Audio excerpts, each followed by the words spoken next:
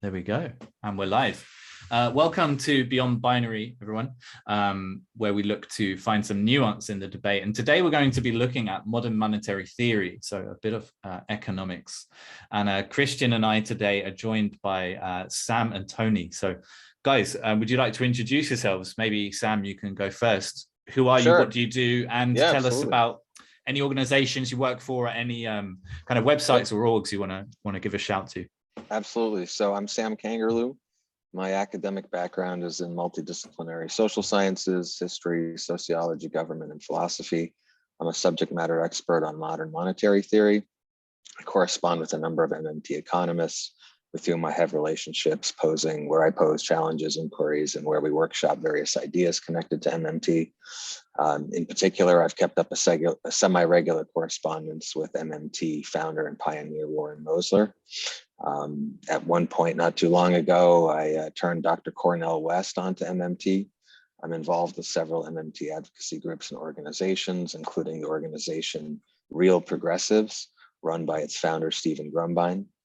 I engage with parliamentary politics as a progressive, and in that capacity, I've worked to support and advocate and volunteer for various progressive political campaigns here in the United States, most recently for the Bernie Sanders presidential campaign, and prior to that for a number of proto-Bernie presidential campaigns in various capacities, including policy advocacy, most notably the Dennis Kucinich for president campaign and twice for Ralph Nader. Now, that being said, I should also point out that the underlying political philosophy or ideology to which I subscribe is libertarian socialism, which, as many in your audience will probably know, is just a polite term for anarchism. My advocacy for progressive politics and anarchist principles to which I adhere, and my understanding of MMT form a synthesis that I think offers a very cohesive and practically actionable way to alleviate as much suffering as possible, as quickly as possible under our world's current socioeconomic reality, while simultaneously moving us toward a post-capitalist world before, frankly, humanity finds itself in a situation where ecological and socioeconomic breakdown reach a point of no return. Thanks, guys. Very succinct. Excellent. Thank you. And Tony, one time, would you like to introduce yourself? Sure. So my name is Tony. I run the YouTube channel One Dime, spelled number 1 DIME. You can maybe guess what it refers to, maybe based on the descriptions of my videos, but it's basically a YouTube channel primarily focused on subjects related to political economy, political philosophy, and critical theory bridged with popular topics. Really, mainly the goal of the channel is to spread anti-capitalist ideas and socialist ideas. And I'm very pluralistic in the type of theories I approach, as long as they're useful at elucidating certain phenomena. And as Sam mentioned, MMT is also a big subject that I like to explore. I've made multiple videos regarding on MMT. Most famously is the deficit myth video. It's called The Deficit Myth, the Biggest Lie in Politics. That is, after studying MMT for about a year, not nearly as long as Sam has, but I found it to be very mind-blowing, very interesting, and very essential for people to learn. So I decided to make a video about that and to explain it as best as I possibly could. And I ran it by a bunch of MMT people also. And I've also run a podcast called One Dime Radio, where I interview and have conversations with a wide variety of people. I've had conversations with some MMT people as well, like Philip Armstrong on things like inflation. I also talk about automation, a wide variety of issues. Really, I would go check out the channel. It's made to be accessible to a wide variety of people, but also interesting for those who are the keeners who like to dig into theoretical concepts also. And I also have a knack for fancy video editing, if you're into that. So I try to make it a little bit artistic too. So that's mainly what I do. I do not really claim to be like an expert or anything. I'm more just a YouTuber that tries to explain other people's ideas. And here and there, I'll inject my own opinions too. As for my politics, I would consider myself a socialist, a pluralist, in that I don't really subscribe to a specific label, although I would put myself closer to the Marxist end. And I hold MMT to be true. MMT as a descriptive theory, which tends to be kind of rare among Marxists these days, but I'm sure we'll get more into that through this conversation. Excellent. Well, thanks very much for the introduction. So maybe we can kick off with a brief explanation of what MMT is. We all probably know about it to varying degrees, but for the kind of casual listener who maybe stumbled upon the podcast, maybe Sam, you could give a brief introduction. Yeah, I'd be happy to. I can give you the sort of all the MMT fundamental high level insights in about 10 to 12 minutes. You want to give that a go? Let's go for it. Yeah. All right. So first and foremost, what people need to understand is that MMT is not something that is done. Okay. It is a thoroughly empirical project. Therefore, it is descriptive and not prescriptive. That makes it something that can be grafted onto literally any number of political ideologies and orientations, from liberalism to conservatism, from progressivism to Trumpism, from fascism to socialism, and any other ones you can think of. So to quote preeminent MMT scholar and economist Bill Mitchell, who comes out of Marxism, by the way, MMT is not a regime that you apply or switch to or introduce. Rather, MMT is a lens which allows us to see the true intrinsic workings of the fiat monetary system. It helps us better understand the choices available to a currency issuing government. It is not a regime, but an accurate perspective on reality. So what then are the central insights or revealed truths that MMT demonstrates to be the case? Okay, so here I'll give high-level MMT fundamentals. And then, as we're going through the discussion, we can go into greater detail on any of these as needed. So first and foremost, starts with the question of money. And money is a creature of the state, okay, or some other issuing authority. It was not born of barter, nor does it represent barter, as we've all been raised to think, and that so many economists get wrong. And even Karl Marx missed that one. So the barter story of money is a myth. That's where MMT starts. And this realization about what money actually is and how it functions is known as chartalism. That's the technical term for it. For the folks in your audience, you can Wikipedia that, you can Google that. And it's been corroborated by anthropologists the world over long before MMT came to fruition back in 1996. Chartalism predates MMT. Which really starts in MMT really starts in 96.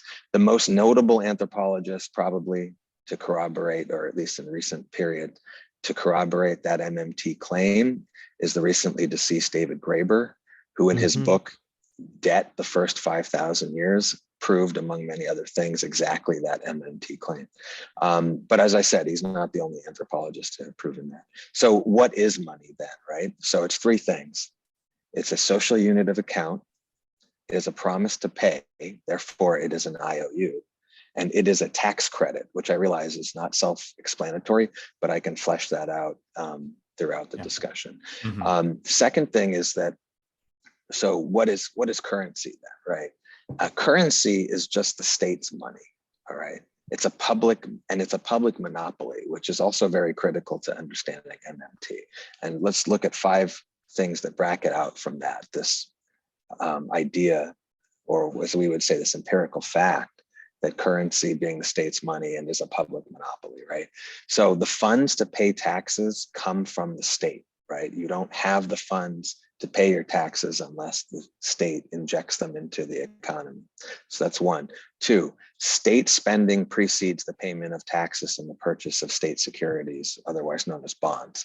So in other words, spending precedes taxation and bond purchasing. We don't tax and then spend.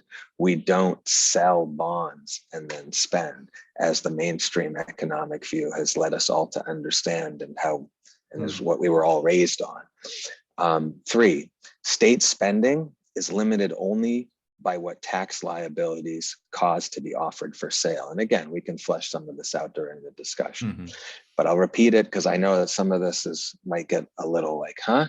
But state spending is limited only by what tax liabilities cause to be offered for sale. So it's the tax liability itself that creates unemployment. And that's the next point. That's 4. Tax liabilities are, to begin with, the cause of unemployment.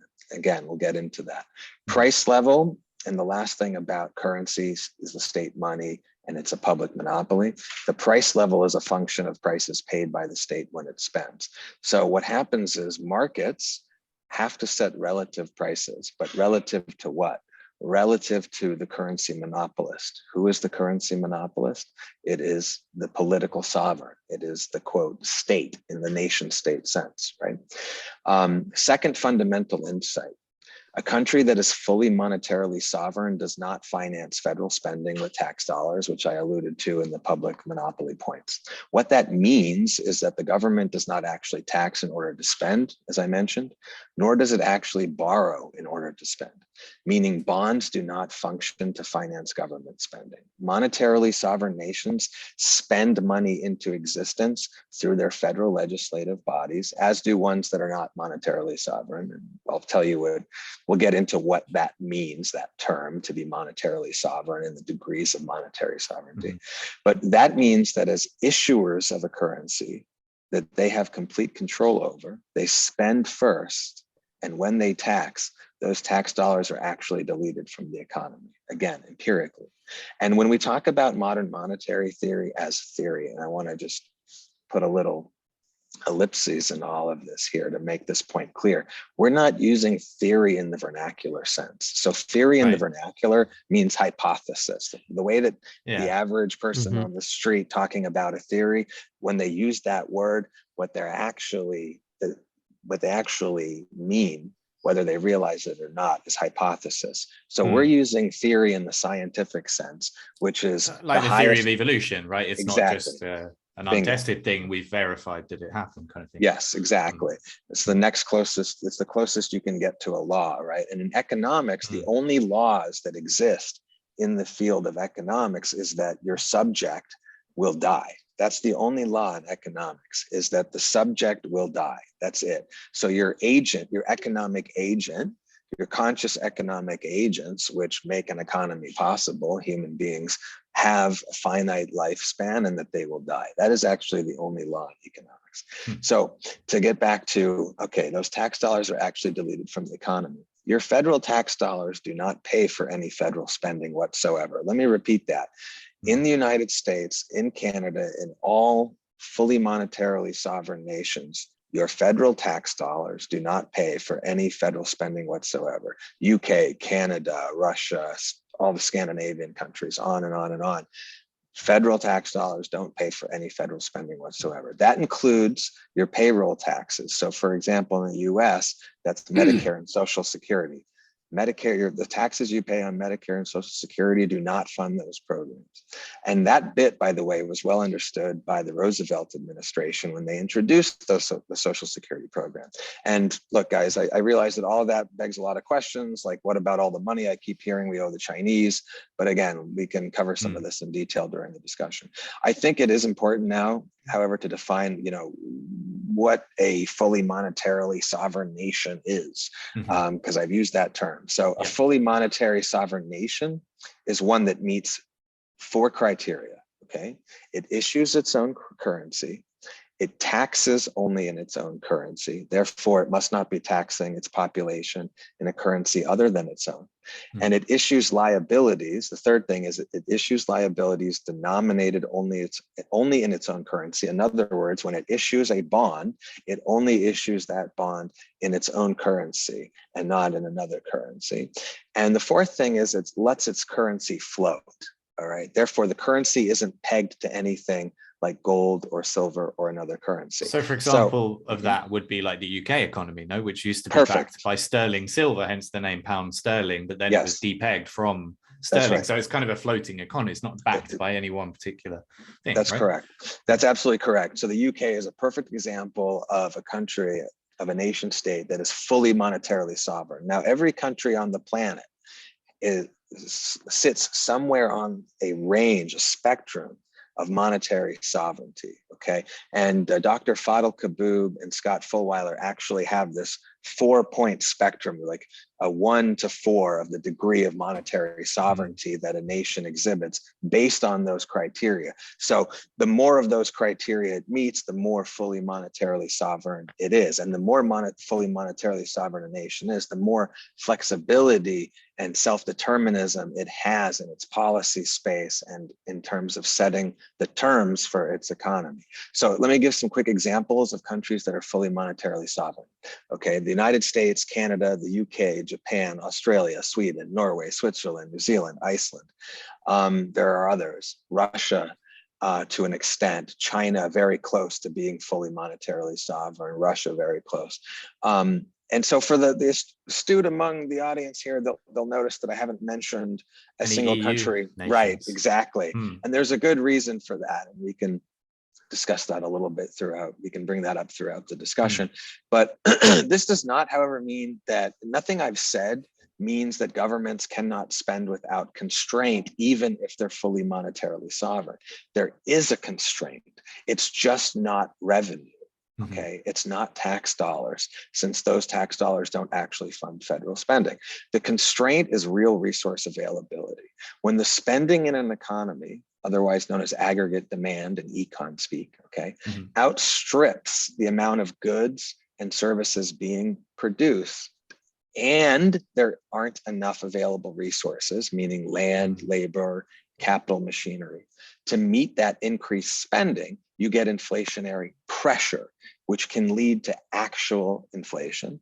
Too much inflation, you're going to get a general rise in prices, can severely hamper the value of people's money as prices rise, and the current, well, I should say, can severely hamper the purchasing power of people's money as prices rise and the purchasing power of the currency falls very quickly, especially relative to growth, and that degrades the ability of people to meet their material needs. And that's known as demand pull inflation, the kind of inflationary pressure that I just described. There's also cost push inflation, and there's the cost push inflationary pressure, sectoral inflationary pressure. Not going to get into right now, but we can talk about throughout the discussion. There's also inflation as a result of price gouging, which is the primary source right now for inflation in the United States. But all of this suggests correctly a number of things, including that inflation is actually really not that easy to generate in an economy with a lot of monetary sovereignty. And everything I've mentioned in that second insight means that governments do not and should not function like households. This is an important thing for your audience to internalize. You and I have to balance our budget, or we have to borrow. This is not the case for governments, nor should it be, okay? Lest they create the pressures for an otherwise unnecessary economic crisis. And I can't emphasize that enough. When governments treat themselves like households, they are creating the pressure for economic crises, okay? So that's an appropriate segue for the third fundamental insight of MMT, which is what's known as sectoral balances, okay? By virtue of the public sector, therefore the government, spending money into existence, therefore into an economy, which is how money gets into an economy, the government, the legislative body of that political sovereign, has to literally spend it into existence, okay? Then the government's yearly budget deficits are the economy's yearly surpluses, and the government's national debt, which by definition is the sum total of all budget deficits and surpluses that government has ever run, okay? By definition, that national debt is the national savings of the economy, of the private sector. So the national debt is not really debt at all in the way that we think of debt. When we think of debt, it's something that we owe to somebody that we have to pay, okay? And that's because to think of the reason that we don't want to, it's not accurate to think of it in those terms when it comes to nation states, political sovereigns, anything with a central bank, is because to pay off the national debt would literally mean that there would be no money in the economy. Not hypothetically, literally no money in the economy.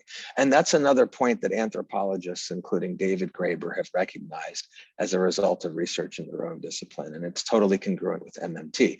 The government sector's account balance equals the sum of the non-government sector, namely the private sector and foreign sector, to the penny. So let me make this concrete with a quick example, right? The United States is a so-called national debt of, last I checked, I mean, it's much higher now, but it was like roughly 20 trillion. It's not much higher now, but it is higher than 20. I think it's like 24, 28 trillion dollars, okay? That 28 trillion dollars, the government of the United States has spent into existence since the inception of the country, since 1786. Those are all of the dollars that the United States has spent into existence that they have not spent out of existence through taxation, okay? Then when you examine how many dollars are held in the domestic private economy, that's households and firms, you see that it's roughly like 22, 23 trillion. Okay, the remaining amount is held by foreign entities, and that's our trade deficit. All right, those numbers, that 28 trillion for the federal government, that 23 trillion for the private sector here in the United States, the domestic private sector, and the remainder that's held by foreigners, whether it be foreign firms or foreign individuals, all of that sums to zero. And that's what's known as sectoral balances. It has to sum to zero by accounting identities. And in other words, these are nothing more than empirically true accounting identities. It's why when MMTers explain MMT to certified public accountants, CPAs tend to get it very quick. Much quicker than the general public. They'll say, oh yeah, what you're describing, those are accounting identities. It's just double entry accounting. And that's correct. That's what the central banks of the world use to keep score of their economies. Central banks like the Federal Reserve are literally scorekeepers of an economy. They neither have nor do not have dollars or pounds or yen or anything else. The money is created out of thin air by legislative decree. That's what is meant when you hear the term fiat currency, okay? And the central bank's job in that respect is simply to type those dollars into existence, typing them into existence by appropriating them to the relevant accounts for which the legislative branch has said that's who's going to get the money, okay? And that's how it happens, by the way. All right, it's literally the keyboarding of the currency into existence via computers at the central bank for all of us in the private sector to use. And in the days that preceded information technology, these operations were tracked by paper ledger, okay? I wanna say something about banking. The most common perception is that deposits create loans, that when you make a deposit at a bank, those deposits are used by that bank for lending. The MMT demonstrates that that's not at all true. The loan actually creates the deposit. Private banks, like the ones where we all keep our money, they create money out of thin air when they lend. And that's what's known as bank money. Okay, right. And they too literally keystroke those dollars into existence. So in this case, into your checking account, right? So the money multiplier story is not borne out by reality. It's just yet another example of how mainstream economics have tried to fit available data to pre-existing models instead of creating models that actually fit the available data. The other thing, can I ask you a quick question here? Because it seems to me like it's kind of like you're revealing this kind of like everything's a bit on its head. It is. To me, it seems a bit backwards. Like, yeah. But then, you know, I used to be super into like conspiracy theories and stuff, you know, and it makes me think like, who's doing this to us and why?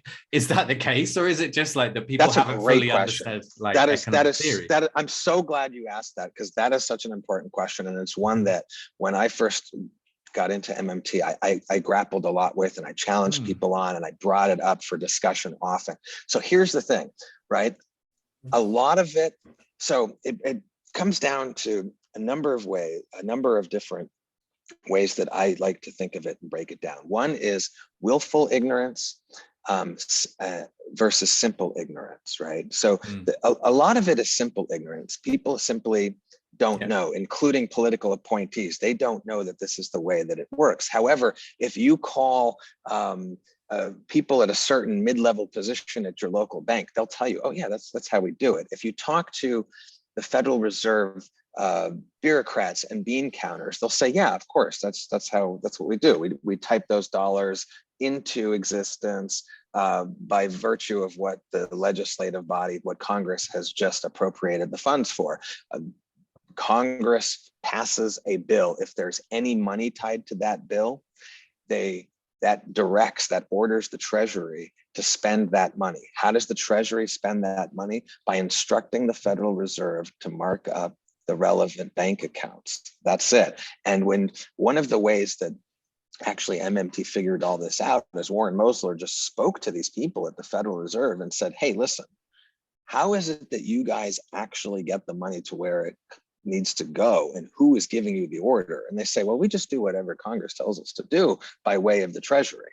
So we're getting our marching orders from the Treasury. The Treasury says spend this many dollars, and the Treasury has a general account at the Federal Reserve, and they say, okay, from our general account, spend this many dollars and give it to this amount of it, this allocation to that construction company, to that high-tech firm, to these Social Security accounts, to those Medicaid accounts, to those Medicare accounts, and that's how the spending is done. They're literally typing it into existence, but it starts with legislation at the congressional level. It's the legislative bodies of political sovereigns that hold the purse strings almost ubiquitously. And in non-democratic countries, okay, it's the dictator. He says, spend this amount of money, but that's still an order that has to be given to the central bank of that country, okay?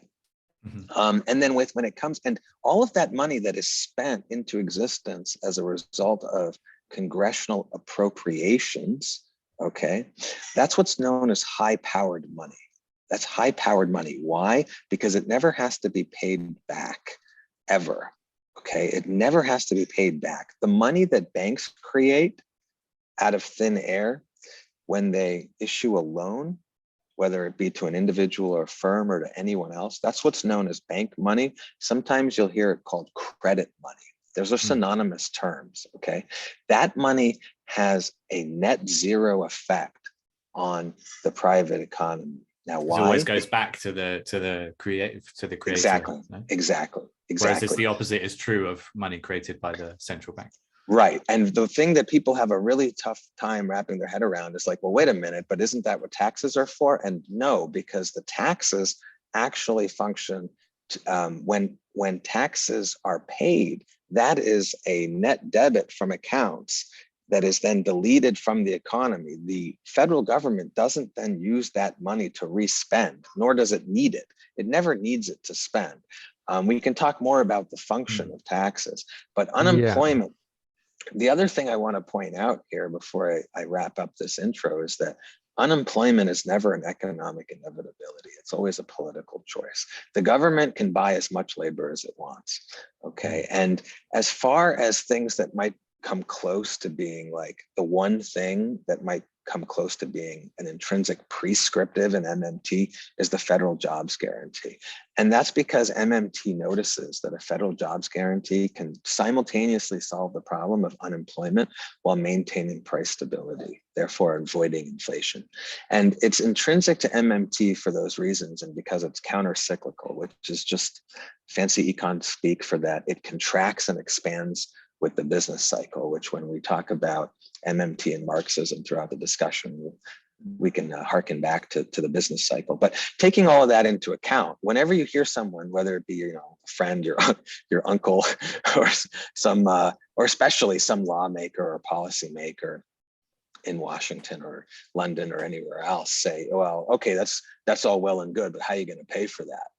Okay, whether it's single payer healthcare or a Green New Deal or a living wage or a federal jobs guarantee or even tax cuts, which we can talk about too, depending on one's politics, whenever that's brought up, the answer should always be literally the same way we've always been paying for all government spending, okay, which is that the legislature passes legislation and the Treasury spends the money by instructing the central bank to mark up the relevant bank accounts. The money is simply always spent into existence. And as long as there are enough goods and services being produced or able to be produced to meet whatever increased demand that new injected money might generate, okay, that new spending might generate, we can afford it. That's absolutely fascinating. One time, Tony, do you have a question? I could hear you. I don't think I have a question because I think Sam explained that pretty well as you Yeah. could in such a short time. I mean, these are mostly things I covered in my videos on MMT. I think they're very important. If you want, there's things I can add, which I think Sam touched on, but obviously due to time, we weren't really able to elaborate, which I think are kind of integral to like a lot of popular misconceptions about MMT that people tend to Please. like always ask us, right? Mhm. So if you want me to add those, sure. There's like Yeah, go ahead. a bunch of them. I don't have to touch on all these, but one has to do with the really emphasizing the difference between currency users and currency issuers Yep. to the spectrum of currency sovereignty. Because while Sam said some countries are fully currency sovereign or some have full currency sovereignty, we don't actually mean that literally. Like there's no such thing as a full currency sovereignty. Like it's a spectrum, right? So in a globalized world, all countries depend on each other. We all depend on imports to certain degrees. So there'll be things that some countries can produce and thus will need a foreign currency for to to purchase from other countries, especially like natural resources. And what differentiates currency sovereignty is also worth it discussing. And then there's bonds as savings accounts. You touched on that, but that's something that's very hard for people to wrap their head around. Is like we think bonds are what is the government obviously borrowing our money, which is not the case. It's a bond is really just a savings account with the Federal Reserve. That's right. Yeah. So when you have your money in a bond, for example, it's often considered like a safe investment. The reason why it's safe is because the government can always pay that interest because it's in their own currency. They can literally type that into existence. And it's not your money why would they borrow it if they can literally type money into existence to pay you the interest? They're not borrowing it. And this seems obvious, right, when you get it, but you'll see a lot of people say stuff like we're borrowing from China. Even prominent economists, even some Marxist economists will say this very falsely. So it's definitely worth highlighting that.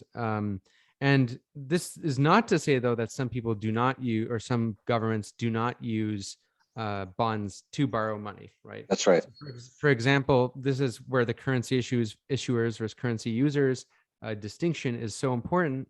And that's because some people will maybe interrupt and say, well, what about our state and municipal governments, right? Or provincial governments? Don't they rely on taxes? Don't they rely on that to pay for their roads? And in Canada, for instance, I think it's similar in the US, but education and healthcare are actually funded pretty much entirely by the state governments, provincial governments through taxes, and rely sometimes here and there on federal government transfers. And it doesn't have to be this way, but that's just the way like our sort of decentralized federalist systems are structured, is that state governments, it's very similar in the US to Canada, but basically provincial and municipal governments actually do use taxes to pay for a lot of their things. And hence why usually the jobs they do on a lot of programs tend to be a lot worse than the federal government. Like it takes forever to like build roads. It takes forever to, build a public transit, unless you're a city that has high levels of capital investment, like, I don't know, Chicago, New York, or something like that. So it's worth highlighting that. And that's because they're currency users. They do not have the authority to create money. They do not have central banks. There's only the Federal Reserve, at least in the US, to give that example, is like the central bank. They have the authority to create money. And of course, as Sam mentioned, private banks are the other people who create money. It's a different kind of money, technically speaking, but they create actually most of the money that's in our economy. So, and this is often used ironically enough to help refute MMT, even though it doesn't refute MMT, is that they say, oh, well, actually, most of the money in the economy is created by private banks. And well, yes, private banks create a large amount of the money that we use through credit, right? Giving out loans.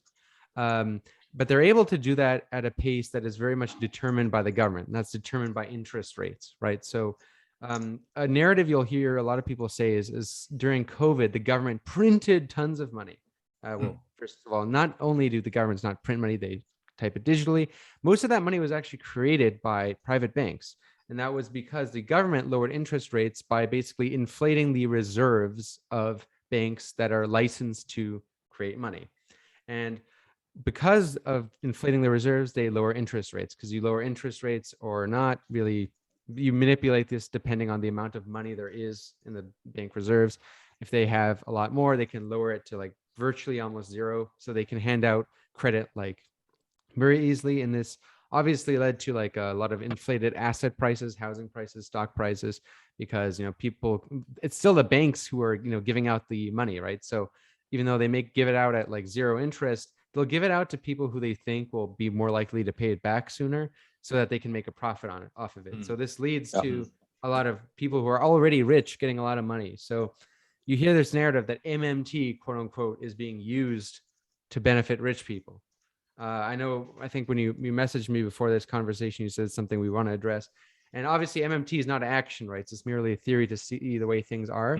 But the reason why you see this like creation, the huge inflation of this huge influx rather of money that is going into the economy that's mostly benefiting rich people, it's because it's the private banks who are ultimately given more the greater role rather in stimulating the economy. And that's a public choice that we can change, depending on our governments, not rather than some sort of inevitability.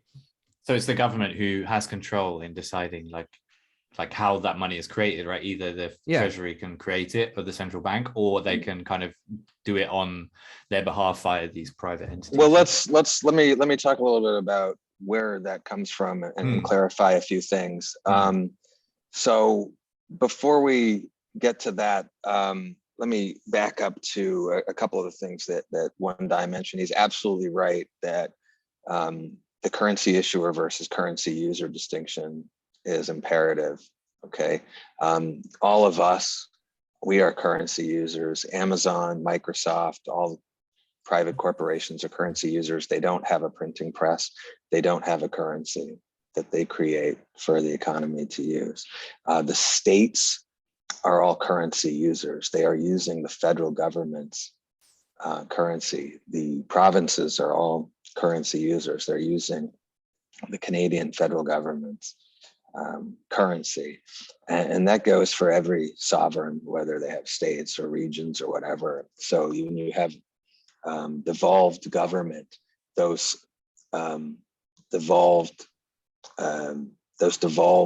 aspects of the hierarchy within the political sovereign are all currency users. Okay, whatever it is that you might call them. When you have government at a regional or local level, those are all currency using entities that rely on the central authorities' public monopoly of the currency. Okay? And that needs to be taken into account, because what that means is, I live in the state of Massachusetts. When the Massachusetts Treasury spends, that really is tax dollars, okay? That is definitely tax dollars. When the Massachusetts government spends, it is spending from tax dollars collected at the state level from whatever means it may use to collect that money. And when it borrows, it's often borrowing from the federal government, or it's receiving some sort of grant, or what's known in the United States as block grants to the states in order to finance that spending. So states do have to finance their spending or borrow, and regions or provinces or what have you, depending on the country in question. So absolutely good point. Now, yes, the savings accounts versus checking accounts, that terminology, what those correspond to is at the Federal Reserve, whenever you hear reserve account, okay, that is fancy econ speak for a checking account at the Federal Reserve. That's all it is. The central bank of every country is just a bank of banks. So the reserve accounts at those central banks are just checking accounts, okay?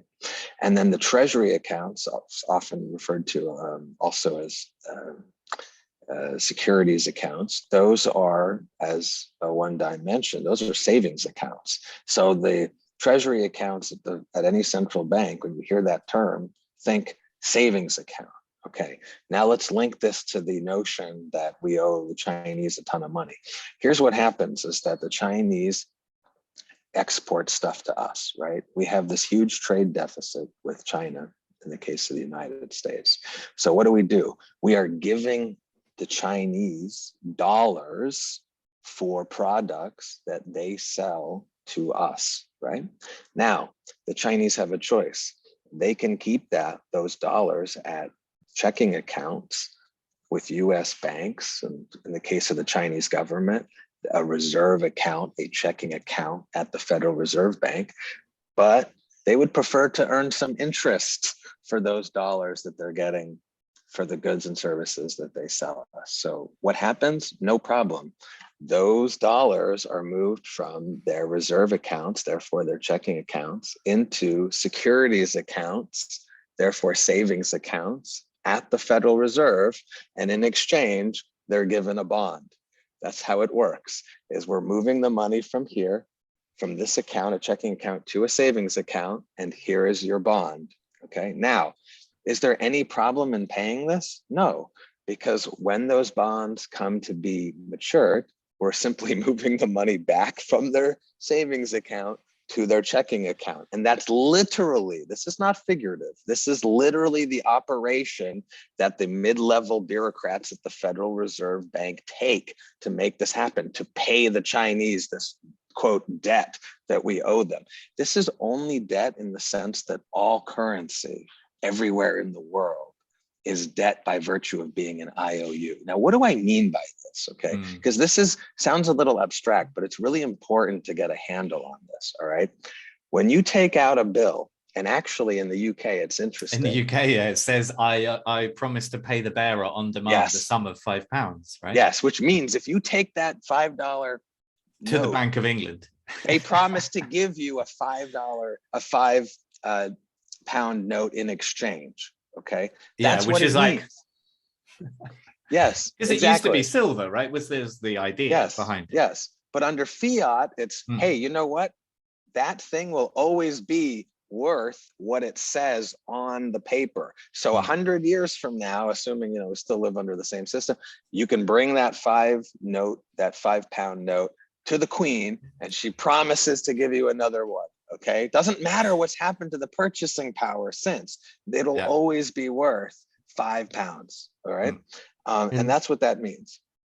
And this definitely like a good time to tie into what purpose of taxes are, right? Because you said we should get into the purpose of taxes. This is directly related, because a big question people will say is, okay, so if our currency isn't backed by gold or silver, then what gives it value? Right. The ultimate question. It's just so great. Yeah. And the thing that you often hear libertarians, or a lot of like the colloquial understanding tends to be, is that it's based on faith, that we just believe in the U.S. government or believe in the British government. That's not what is actually the value of the currency.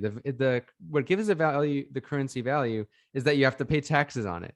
And what makes you pay taxes? State force. The state has a monopoly on violence. It's able to make you go to jail if you don't pay your taxes. And what does that mean to like create value for the currency?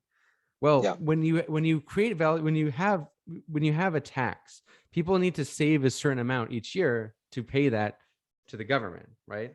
So this tax creates literal demand for that currency, to hold that currency, right? And this can increase the value of it. And sometimes this is also can affect the exchange rates also, So for example, why does China have barely, like very, very low taxes, despite spending a lot of money? Well, China actually wants a fairly low exchange rate. China wants to have a low exchange rate so that they can be very competitive when exporting. What does that mean, competitive? Well, with US dollars, you can get more Chinese goods than, let's say, Japanese goods, because the currency of, the Chinese currency is worth a lot less. That's what they mean when they devalue their currency. So, but if you want to, import more, you're a country that relies on, it has a more developed consumer-based society, you want to import more, it might be beneficial to have a much more stronger exchange rate so that, you can get more for your buck, basically. So like what on a federal level, why do we have taxes at all? That's the question some people come to after MMTs. If they don't fund spending, why do we need them? Well, you need to create value for your currency too. And the other thing, as Sam already mentioned, is inflation, right? So if you have too much money chasing too few goods, that can cause inflation, because there's a lot more aggregate demand, a lot more spending. People have spending power, and you have the same amount of goods or a decreased amount of goods, which happens many times in inflationary periods throughout history. The prices go high. But the thing MMT theorists also asks is, why does the prices go higher? Well, we look at who sets the prices. This is the question that you typically neoclassical economics avoids entirely. They think that almost prices going up and down is some sort of natural phenomenon that just the currency devalues. Right? Yeah, but the markets are made up of people, of individuals, and individuals, some with more power than others. Who sets prices? You know, the people who are in charge of the means of production. So this is like business owners. This is, you know, the people who are selling the goods. And who ultimately has the most power overall in setting prices? And that is the government. The government can very much manipulate prices by either just something like price controls. That's how, you know, for example, all kind of countries use price controls. The America and Britain in World War II, or more infamously, obviously, like the you know, the Soviet countries. You had price controls to, you know, keep prices artificially very low while still spending a lot on money and all sort of things. Some things good, some things not so good.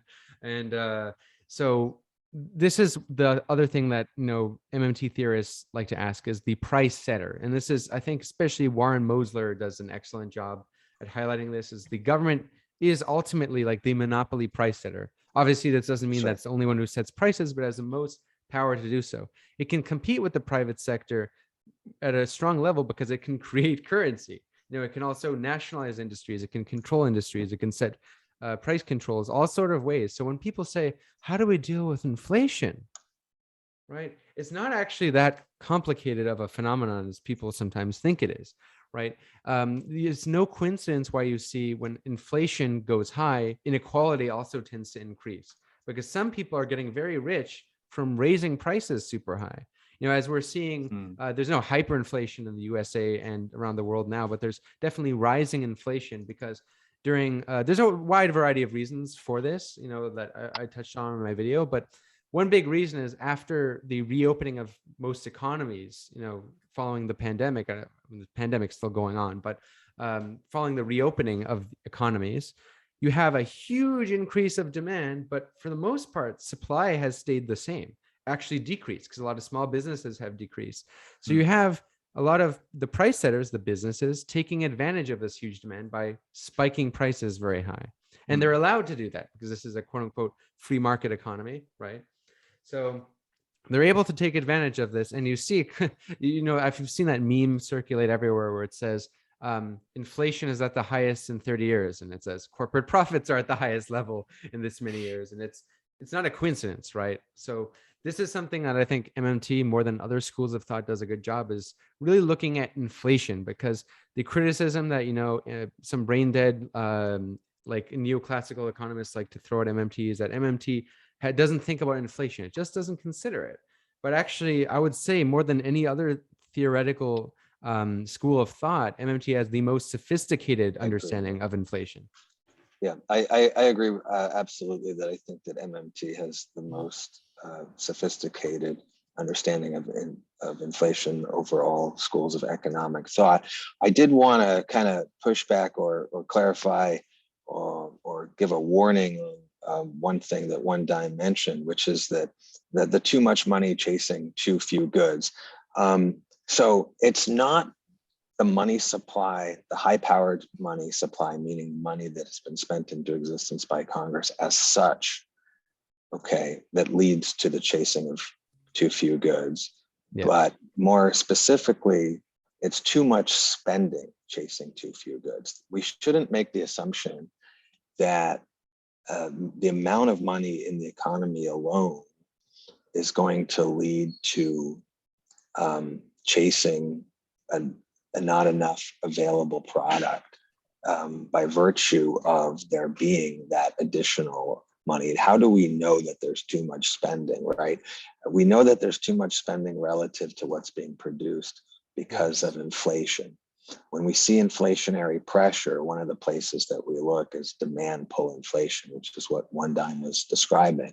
So it's more accurate to say too much spending chasing too few goods. Now, just to really kind of also, it depends on the price setters too, right? Like that's the thing that Milton Friedman obviously like leaves out when it comes to too much money spending too few goods, is the who's controlling the price of that goods, and also what is controlling the supply of the goods. Because one thing I forgot to mention in my little explanation there is obviously supply chain crisis during COVID is a big factor in inflation, because Mm. when you have a lot of ports closing down, you have a huge delay into as to how fast goods can get to places. Also, oil prices affect this, because when oil prices spike, everything gets more expensive. Transportation gets expensive.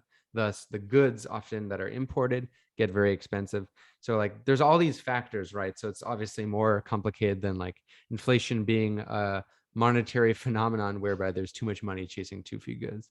Yeah, I mean, if we were to inject tomorrow, say, a random trillion, and it's never random, I should point out, money is created, high-powered money and bank credit are always created for a purpose.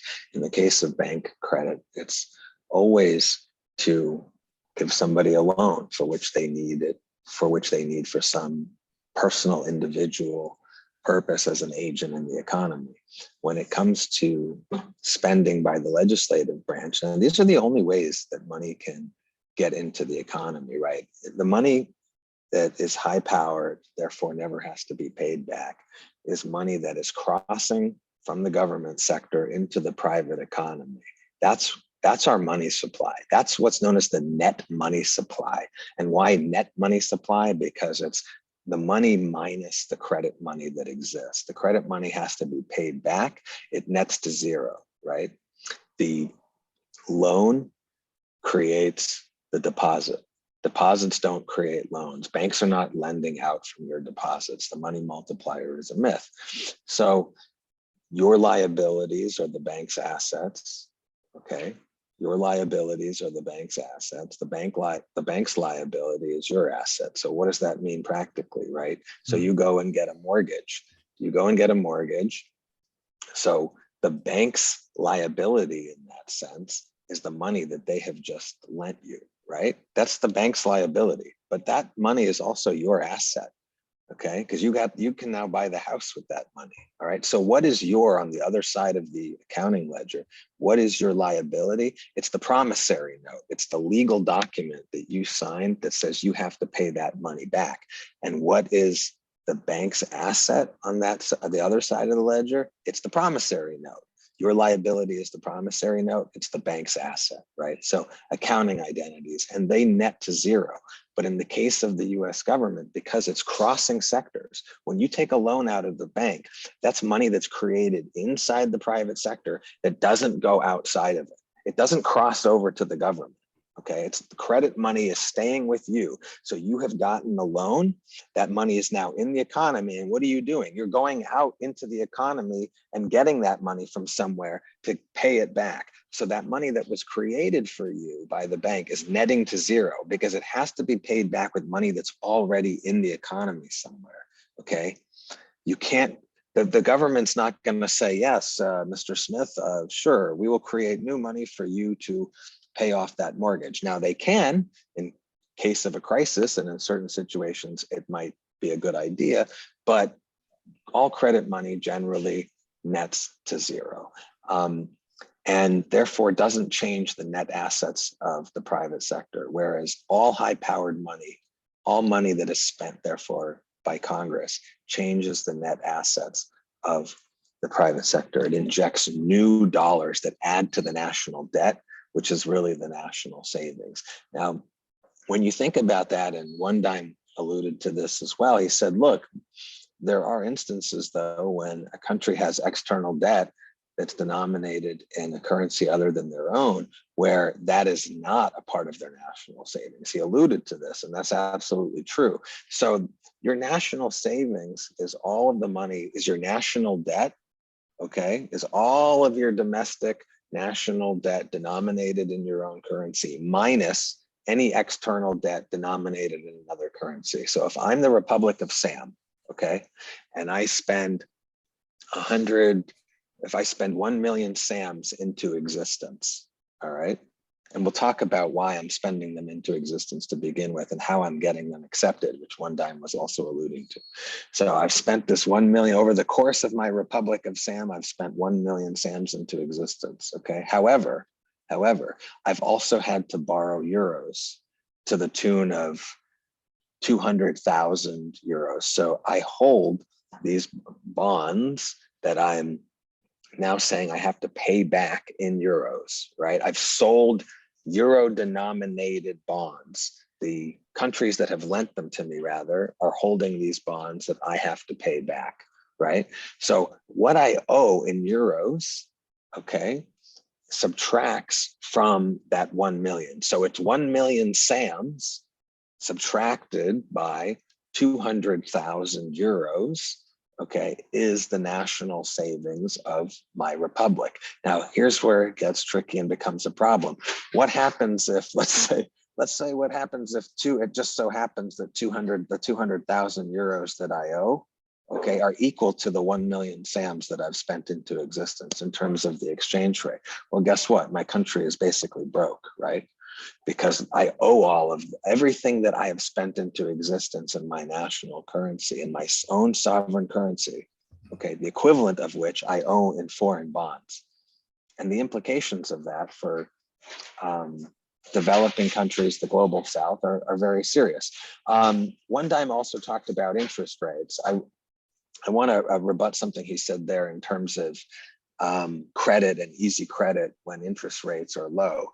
So what we actually see is borrowing not as a result of so much, or even really at all, except by speculators, but at a macro level, we don't see an increase in borrowing as a result of low interest rates. That's not what we've historically seen. Okay, if you need a loan for something, all right, you're not going to sit there as an individual, as somebody who's not, say, a real estate speculator or a credit speculator. You don't work for JP Morgan. You're not managing a credit risk department for them. You're not managing credit-based assets for some firm. You are an individual in the economy, and you can't afford to fix your car, and you don't have the money, but you have good credit. You're not going to sit there and go, you know what, I can't get to work right now, but I'm going to wait.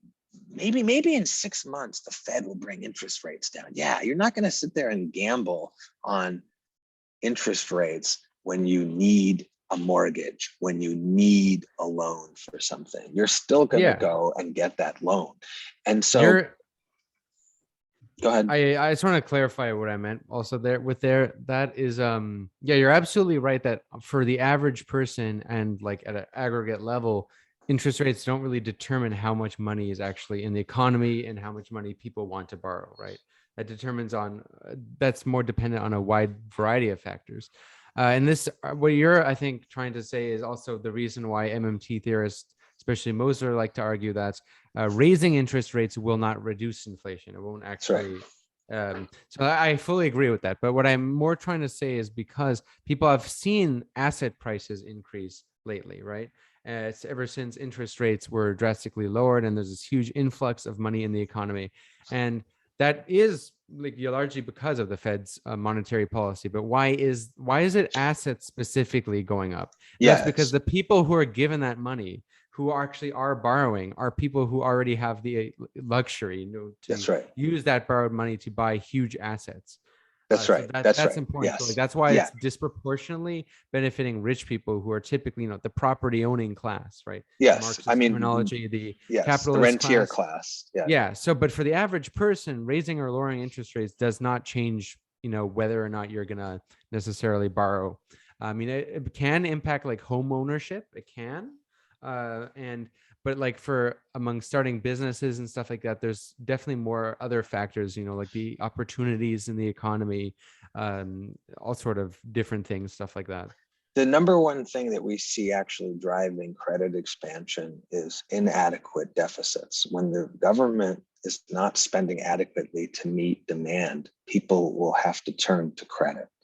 And so when the credit expansion, especially rapid credit expansion, is not a sign of, quote, so-called cheap money, but rather inadequate levels of deficit spending. And that's not the only indicator. The other indicator that we can look at is unemployment. If there's any unemployment in an economy, that is a clear indication that federal spending is too small, that the budget deficit is too small, because the government can purchase any amount of labor and goods and services that it wants, and it can spur demand in the private sector. So capitalism runs on sales. Investment is a function primarily, overwhelmingly of demand. Okay, so when there is unemployment in an economy, it is an indication that firms, that private capitalist entities are not willing to invest at a level in order to clear this what's known as the supply stock of labor, okay, to hire those people, because the demand for goods and services isn't there, and therefore they don't need to hire the people that to meet demand. They're already meeting demand with the labor force that they're currently utilizing. All right. So when that happens, the government can, first of all, can buy that slack in labor. And by the way, that these terms slack, you have to think of this as like a tub. Okay, you have three factors of production: land, labor, and capital. And capital in the machinery sense here. And so you have a capacity of labor. What is your capacity of labor? It's every able-bodied adult who's able to work, right? And that tub is full to some degree, okay? And as aggregate demand rises, private firms invest, and that tub begins to fill to the top. Now, when you get to the top, okay, you've now hit your capacity. But if demand continues to be driven by what? Let's say too much deficit spending. Let's say the government continues to deficit spend after the tub of labor in the economy is already full. That will create inflationary pressure. So what are some of your options? One of your options is to increase the size of the tub. And that's what in econ terms is called creating additional capacity. So increasing capacity. How could you do that? Well, one example would be immigration, right? To increase the pool or total supply of potential labor in an economy, you could increase immigration. And the federal jobs guarantee would buy up any of the unused labor. So in that tub, you have your labor capacity. If you have any slack, therefore, if you have any people unemployed, and the private sector is unwilling to hire them for any reason, even if you've continued to you've increased deficit spending in order to, in an effort to try and spur demand so that the private sector will increase its investment in labor. For whatever reason, if the private sector doesn't want to increase their investment in labor, even as aggregate demand is going up as a result of increased deficit spending, people have more money in the economy by which to purchase goods. But remember, there's also a desire to save. Okay, and this is what I was talking about earlier. If I could spend $1 trillion into the economy tomorrow, but if nobody spent it, it would have no effect on inflation. And like, this is like very logical. And yet the monetarists, the Milton Friedmans of the world, by talking in terms of too much money chasing too few goods, well, you don't know it's too much money chasing too few goods unless people are actually spending it, unless there's demand. Just having that money in the economy alone is not enough to do it. If there is a desire to save for any reason over a desire to spend, then it's not going to be inflationary, even though you're increasing the high-powered money supply. And there's an excellent example of this, and that is Japan. In Japan, the government actually wanted more inflation and been trying to get inflation. And why do they want inflation? It's because all governments, specifically capitalist governments that want having prices increase at a certain extent, usually like they aim for a 2 to 4 level increase in inflation per year. It's a sign of a healthy capitalist economy because prices are increasing, profits are going up, et cetera, et cetera. In Japan, primarily due to consequences from their economic collapse in the late 1980s and 90s, but more importantly, their aging problem. Like, they have a big aging population, a very small declining workforce, and also declining demand. Because of that, the government has actually, and prices have been going down, which is not a good thing for a capitalist economy. The government has been drastically trying to increase inflation through traditional neoclassical means by increasing the money supply. And they do that heavily, by they did quantitative easing actually before the United States, which by drastically lowering interest rates and trying to get a huge increase in in credit and whatnot, but this didn't work at all. This did not increase inflation as expected. And this is actually one of the reasons why many econ departments aren't even teaching the quantity, what is it called again? Quantity theory of money. No longer teaching that anymore. And that's because it's just been empirically disproven.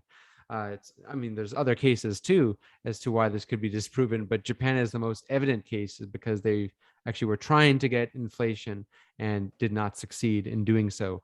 Certainly, if you have more money in the economy, if people aren't actually spending that money, it will simply not lead to inflation. Yep. So it's true. I mean, the Federal Reserve, even for years throughout the 2010s and earlier, was doing everything it could to try and generate some inflation without realizing that they're not the ones holding the steering wheel. Like lowering interest rates to zero didn't do anything to create inflation. Now, why would they want inflation? What they're trying to do, actually, as Tony alluded to, is increase GDP. Okay. The idea is we increase the amount of goods and services that we're producing. That is a sign of demand, right? What they're really trying to do by, quote, increasing inflation is increase aggregate demand. Increasing aggregate demand puts pressure on the available supply of goods and services, which are being bought up. And then the system has to go and create more goods and services to meet that demand. But in that gap period, okay, there's going to be inflationary pressure because there's not enough goods and services to meet that demand. But then firms turn around and go, oh, okay, we got to quickly go and make more stuff. And that's going to create a steady rise in prices, which is a healthy sign, which is a sign of if your public mission is growth, having 2, 3, 4, maybe upwards of 4, anywhere in the 1 to 4% range is a sign of healthy growth. And that's what he was alluding to by the Japan example. I think we have to also hearken back to the tax liability question. And it's a matter of how to get a currency accepted, because the fact is that anyone on this call and anyone listening to this can create currency, but the trick is in getting it accepted. And how do you get it accepted? Well, what happens with any central authority, and this harkens back to pre-nation states, this goes back to tribal societies where there was a religious authority even, and all currencies it's a measurement. And if you look at the names of currencies, a lot of them are based on some sort of unit of measurement. The shekel, for example, is maybe one of the oldest examples that we have. And so what would happen is there would be some sort of fine that would be imposed. And then that later became, in the world of nation states, a tax. So what do I mean?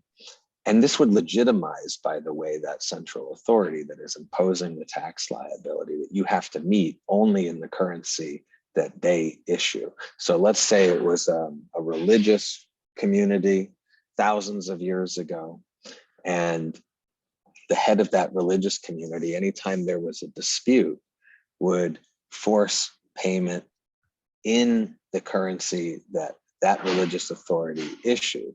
And that was the only way to resolve the dispute, was to pay it in the currency that religious authority issued. Now, what does that do? That legitimizes that. It is coercive, sure. And we can, there's an argument to be had about the degree to which that coercion might be, in some sense, consented to by virtue of politically accepting that central authority. Now, in the case of a nation state, how does it work? Okay, you start the Republic of Finn, all right? You start the Republic of Finn because there's political support for the Republic of Finn. Great. Now, here's your problem. You have this citizenry, right? And the citizenry expects certain things of you by virtue of you having set up a Republic of Finn. Like what? Like building roads, bridges, hospitals, providing for the common defense. So you need an army now, right? Okay, you say, geez, how am I gonna get, okay, if I'm gonna last, if I want this to work, I'm gonna need people to do all of these things that they expect me to do for them. How do I get them to do it? All right, here's how you get them to do it. You levy a tax and you say the tax is only payable in fins. And who's issuing the fins? You are. And then you say, well, how do you, and then people go, okay, well, how do I get the fins? And you say, no problem, come dig this ditch. You got to work, and then bingo. Some of that then goes back into the system, right? Yes. Now, exactly. It's all right, pick up the shovel, pick up the gun, do this, do that. Now that work is legitimizing you, right? What are you doing? You are provisioning yourself as a political entity because people expect something of you. And in order for you to get them to do it, you have to levy a tax liability that can only be paid in the currency which you issue. Now, but here's the thing. Are you issuing just enough currency for them to pay the tax liability? No. What you're doing is you're spending money, you're spending currency in excess of the liability that you impose. Why? Because you want to satisfy two things. One, the demand for anybody in that economy that you just created by virtue of issuing the currency into it. You're satisfying their demand to save, and you are satisfying their demand for goods and services that may now be produced in that economy's private sector, okay, that they may want, all right? So you've essentially established the economy by spending more money than your tax liability requires. So I have a question about, you were talking about unemployment earlier. So if that's the case, if everything you say, if we just say, well, okay, that's all true. So then why is there unemployment? Is it just a case of like, there's just this kind of catch up, this time delay between, or is it some political reason why there's unemployment? Because it seems to me like we could just click our fingers and make loads of government jobs and it's sorted, right? It's fixed. This is where I don't think MMT has the answer, but maybe Sam will disagree. Go ahead, Wanda, if you want to start. Yeah, well, I mean, like many theories, MMT can't explain everything. It explains what it seeks out to explain, right? And that primarily is modern money. But when it comes to unemployment, one can take the view that policymakers are merely unaware and are merely stupid. And I can see why some espouse this view, because a lot of politicians purport to want to increase jobs, right? Like Trump says we need to bring the jobs back. But this doesn't seem to happen. Party in the UK is the same. Yeah, right. Yeah, and same in Canada too. But you tend to see is that they still champion policies that lead to higher unemployment. For example, most infamously with the onset of neoliberalism with Ronald Reagan led to significantly higher unemployment. Right. Marxists would argue that this is actually more of a natural state of capitalism. And that's because capitalism requires what Marx called a reserve army of labor, which is basically a portion of the population which essentially is not allowed to work or is kept from working or incentivized not to work in some form.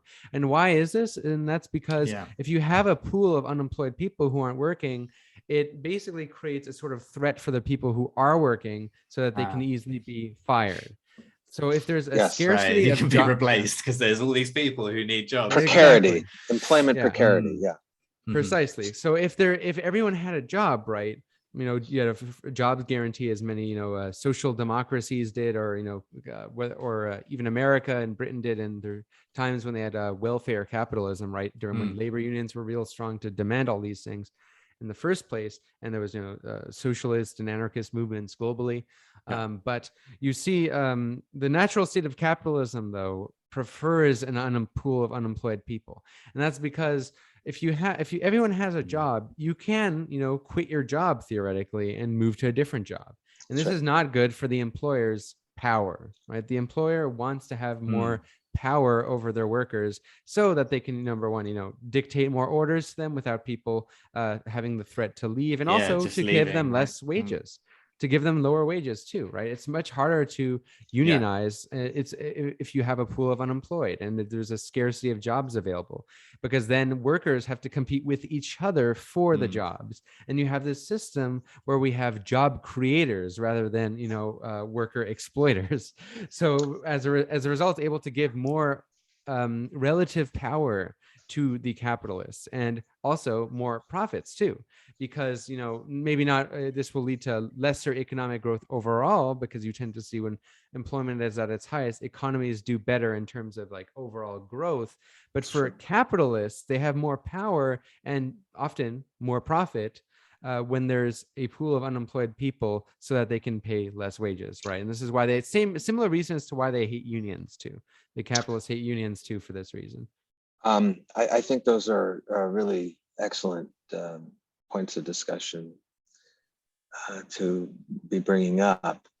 And I would say that I think given the choice between meeting additional profits through additional output versus price gouging, firms will choose price gouging because it means leaving a certain percentage of the population in occupational precarity, right? In worker insecurity. And that leaves them to not have to be, that leaves capitalist firms in a position where they are not weakened against the power of labor. Because as Wondheim pointed out, if you have a very tight labor market, which means that there's very low unemployment and increasing demand, then that means that employees have their pick of the litter when it comes to who they want to work for, and can chase higher wages. Like, okay, who's going to pay me more? There's a lot of flexibility in terms of who's hiring and where you can go. And we actually saw that during the so-called golden age of capitalism in the United States, that 46, 45 to 1974 period, strong labor unions, near full employment economy, and people could easily go from job to job searching for better conditions and higher wages. Now, firms are going to, it's clear that capitalist firms will respond, to quote Bill Mitchell, actually, they will respond to increased sales demand by producing goods and services. And in order to produce those goods and services, that's end quote. And I'm saying, and if in order to produce those goods and services, they have to hire more people, they will. But to a point, right? They would still prefer some degree of worker insecurity. And if they can make up for those lost profits that they would otherwise receive by producing more goods and services that would require hiring more people, by instead price gouging, then they will price gouge. And that actually takes us to the the economic climate that we're in right now, which is dangerous in a number of ways and has a number of extremely dangerous, especially if you're concerned about fascistic tendencies, especially in the United States. Right now, the United States is running, depending on the month, but throughout 2022, either a balanced budget or a budget surplus. This is extremely dangerous.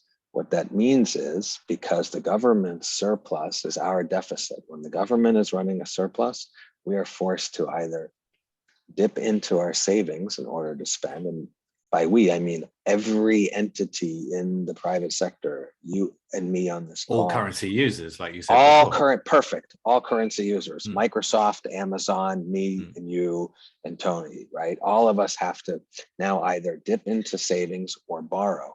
And what we see, unsurprisingly for MMT, through the MMT lens, is that there's an explosion of credit. Even as interest rates are going up, there is an explosion of credit. Why? Because there's an inadequate amount of deficit spending. And yet demand, there is still all of this demand that now people can't satisfy through income alone.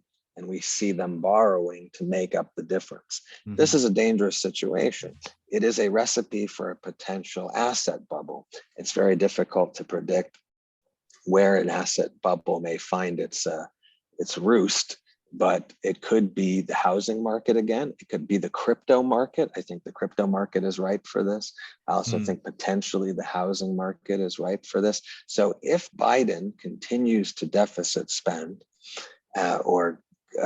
continues to run these surpluses and not deficit spend, these bubbles, this credit expansion will continue to increase, and could create it's the recipe, it's the conditions for a potential recession. And now here's the thing, as it stands, the credit expansion is providing a buffer.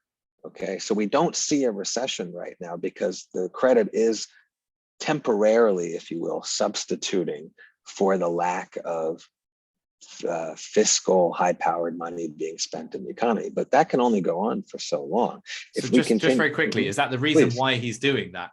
Is to put off the recession? Is that like what he's thinking? Why he's doing right? That? So because otherwise, why would he do it, right? Like, right. Well, because he thinks that I mean, this is literally willful ignorance on his part. He thinks that running a surplus, running a balanced budget is good for the economy, that it will help thwart a recession, when in fact it will help catalyze one. Okay, it is beckoning a recession, whereas he thinks it's keeping us from one. Okay. Right.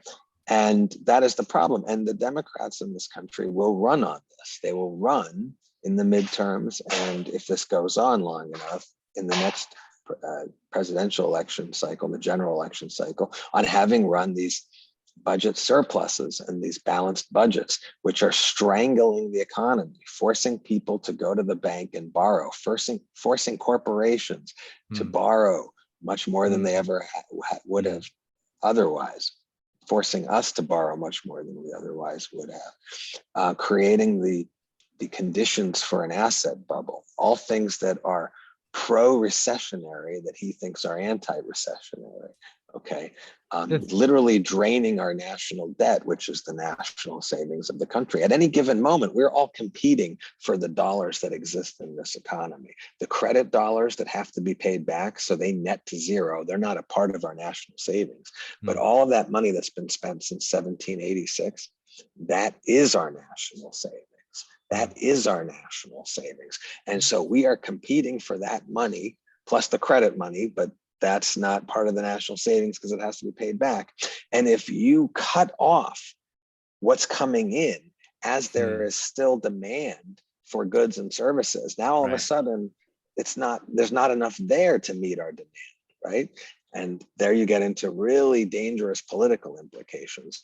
Okay, and so if you end up with a recession, and we haven't really talked a whole lot about the current inflationary pressure, but One Dime alluded to it. He talked about the prices paid by government when it spends. That is, and I mentioned it in my introduction.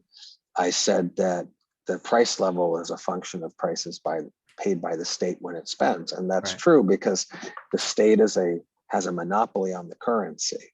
And so even without price controls, what the government spends on any commodity sets is an absolute price by which markets set a relative price. So look at our situation with oil right now. Okay, it's not just you and I that are getting gouged. It is the government getting gouged when it spends. And the government is the biggest single consumer of petroleum in the country, in the United States. And that's pretty much the case in every country, okay? Because who's using all of that petroleum? It's the military, right? The military is using that more than anybody else. And so the government, what it chooses to spend, or the price that it negotiates to spend when it buys petroleum, then becomes the barometer by which markets set a relative price. Now, I'm going to prove this with labor. I'm going to prove this with what the price paid for labor. The de facto minimum wage in the United States right now is $15 an hour. I'm going to tell you exactly how that happened and how it almost happened overnight. Okay, coming out of COVID, the so-called lockdown, we didn't really have a lockdown, but coming out of COVID restrictions, right? Joe Biden came out and said, the new minimum amount of money that the federal government is willing to pay its lowest paid employee is going to be $15 an hour. He came out and said, no federal contractor will be paid less than $15 an hour. Okay, so our lowest paid employee that the federal government pays for will be paid $15 an hour. Almost overnight, Walmart, Target, all of a sudden started offering $15 an hour. Yeah. So he didn't need to do it by like a legislative instrument. He just did it via his a market word. mechanic, a market Right. mechanic. Yeah. Now you're, and by the way, excellent point.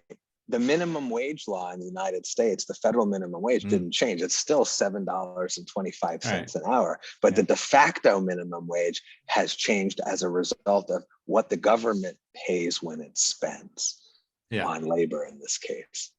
So I had a little question there. I think it's going from my brain. It's too much to take in, but I think it's fantastic.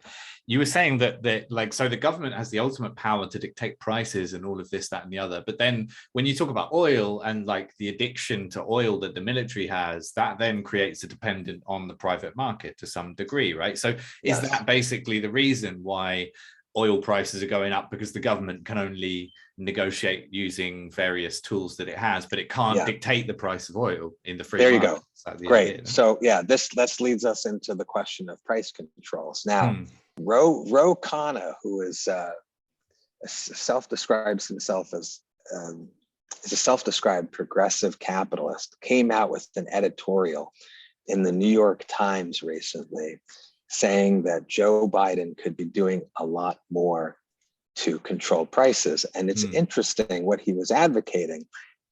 He says, look, whenever there are these seasonally based, for example, commodity price dips, that's when the government can go in and do most of its spending. When those prices are low, and then the market will reflect it. But what he didn't advocate is setting price controls, because he was afraid it would upset market fundamentals. Because he's a capitalist. Because he's a capitalist. And this is absurd, because first and foremost, the government is already setting the price level by what it spends. Now, if I'm ExxonMobil and you're the government of the United States, and you come to me and go, listen, I'm only going to spend this much money on oil, and I tell you to go F yourself, right? You do have some recourse. The recourse is simple. You say, okay, great. Guess what, ExxonMobil? I'm going to set price controls in the economy that says you can't actually sell your oil for more than this margin of profit. Have a nice day. Because ultimately that's what the government can like implement with its military and its coercion. That's right. So now when I have to go to sell to you with a price, and you're the government, now there's a price control in place. Okay, because if I try to say, well, I'm not going to sell to the government for whatever reason, of course I am, because you're such a big consumer. But for the sake of this argument, right? Let's say I refuse to sell to you at the price that you're willing to pay for the oil, and you are the government of the United States, but I'm still selling to consumers in the everyday private economy, right? I'm selling to automobile owners and everybody else who uses petroleum, okay, at inflated prices. But then you turn around and you set price controls on that market, which limit how much I'm able to charge them. That all of a sudden means that now I'm also charging you that amount that you have set the price control at as the federal government, or less, right? So you've set a price control for the general economy at a certain level, but you are the currency monopolist, which means I'm coming now. Now it's like, okay, well, I guess we're back in business, American government. How much do you need? Like at the price control level. Okay, so the question is whether or not they want to do it. It's not whether or not it's economically feasible. That's not the problem here. The problem is wouldn't they want to do it? There's no political will for it. There's no political will for it. And so guys like Biden are not only ignorant, he is ignorant. He is ignorant on the economics that MMT elucidates, but he's also willfully ignorant in that he doesn't want to investigate it. He doesn't want to consider it. And so, it's often said, like Stephanie Kelton will point out, for example, that the insights offered by MMT are actually very good for the private sector, for capitalist firms, because capitalism runs on sales. And when you understand like where your level of like constraint is before you hit inflationary pressure, great, you can spend right up to it, right? So you can increase demand up to that point. Okay. But it's also So bad for capitalism too, because it lets people know what they can have, which is the real reason I think that right. they're willfully ignorant, right? Politically, it's Because bad for because capitalism because if you yeah, tell people, hey, guess what? You can have more time and resources. Well, guess what? In the long run, that might actually threaten the system because now their control over you is in jeopardy in the long term, possibly even in the midterm. And I tell people, I'm like, look what happened in the United States in the 1960s, early 70s. People had time and resources. There wasn't an employment problem, okay, among the general population. that's when you had the most dissent. Exactly. Yeah, So the economy precisely. was running great, no problem. But that left people a lot of time, to think. Too much time to take psychedelic substances and question Yeah, right. the Exactly. whole concept of the government and the economy. Yep. Right? Bingo. Precisely. Bingo. Yeah. So there's no excuses, right? If MMT was acknowledged, there wouldn't be that many excuses, to implement austerity and all these policies.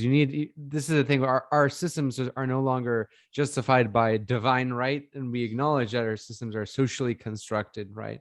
But if we acknowledge that these social constructs of neoclassical economics are false, of course this gives people like a huge political awakening to to change their destinies, and of course they can't have people accept this truth, which is contrary to the idea that espoused by many libertarians who like to critique MMT, and even some Marxists who say that MMT is acknowledged or practiced by the state, which is absolutely absurd. I mean, not only is Biden trying to balance the budget, but there's no way I can really see capitalist governments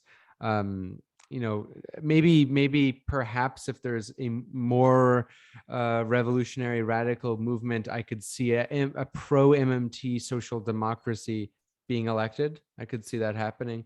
But the current state of the Democrats, that's just far from the case. The Democrats are still very much neoliberal.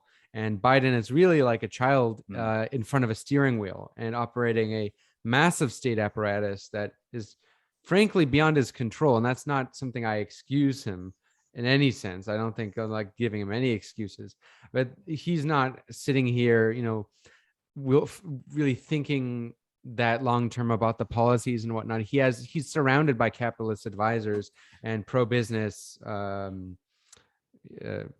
lobbyists. So what can how much can he really do in that situation, right? That's true. And you have to understand that like there is a certain class of folks in any economy that has capitalism as a feature that even if they fully understood MMT, it was in their best interest to misrepresent it. And that's the rentier and credit class. Any business that relies on a credit heavy economy that is overwhelmingly reliant on credit is going to do everything it can to try and discredit MMT. Because for example, private equity firms, they're a really good example. So if there's inadequate aggregate demand, businesses fail. That's just a fact. You don't have sales, you're going to go under eventually if you have inadequate sales for too long, right? Okay, so private equity firms, what do? They come in and they buy up all of the abandoned assets of a failed business and sell them off, or they restructure that business. And so they absolutely love the credit economy because when they see companies having to borrow and don't have cash on hand, if a company has debt, if any big business has debt, right? That's great for them because they get to come in and buy that company or pieces of that company off at a discount. And there are a significant piece of the financial sector in the United States is devoted to this kind of restructuring and coming in when a business fails and selling off assets that they purchased for dirt cheap. Now, again, that happens after a credit-based economy. And we saw this actually in the 90s. And, MMT has an excellent track record on looking at, well, when did these bubbles occur? After what kinds of conditions? And you look at the dot-com bubble that burst in 2000. Well, guess what? The Clinton administration ran a budget surplus in the many years preceding that bubble bursting. It was the Clinton surplus that actually created that bubble. And then it eventually burst because he continued to run budget surpluses. Yeah. Okay.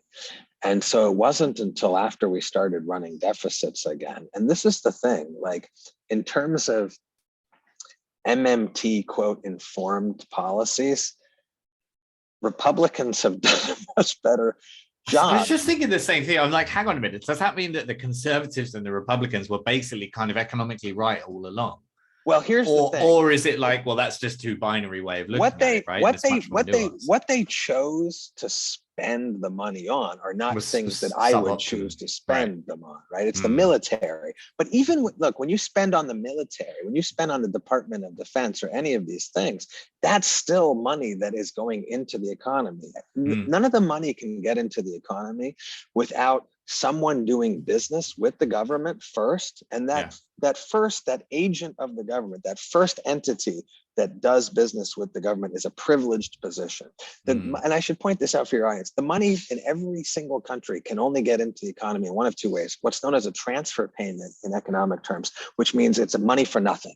Okay. Yeah. Social Security in the United States, perfect example of a transfer payment. Unemployment insurance paid at the federal level, that's a transfer payment. It's money for nothing. Okay. Now, I mean, not nothing in the social or abstract sense, but in the economic sense. Okay. Now, all of the other money can only enter the economy by the government doing business with a firm or an entity in the private sector. Okay. Or the government doing that job itself, and then all of the people that they employ are still, even though they're, quote, working for the public sector, they're still private sector agents. They still spend their money at a supermarket that's they're currency users, right? They're currency users. Their grocery store that they spend their money at isn't owned by the United States of American federal government, isn't owned by the federal government of the United States. So they're currency users, right? So they're still agents of the private sector. Yeah. So can I ask quickly, because I'm fascinated by these, my understanding of economics was very basic. I've heard many of these things. So you've really kind of stitched a lot together during this, this dialogue.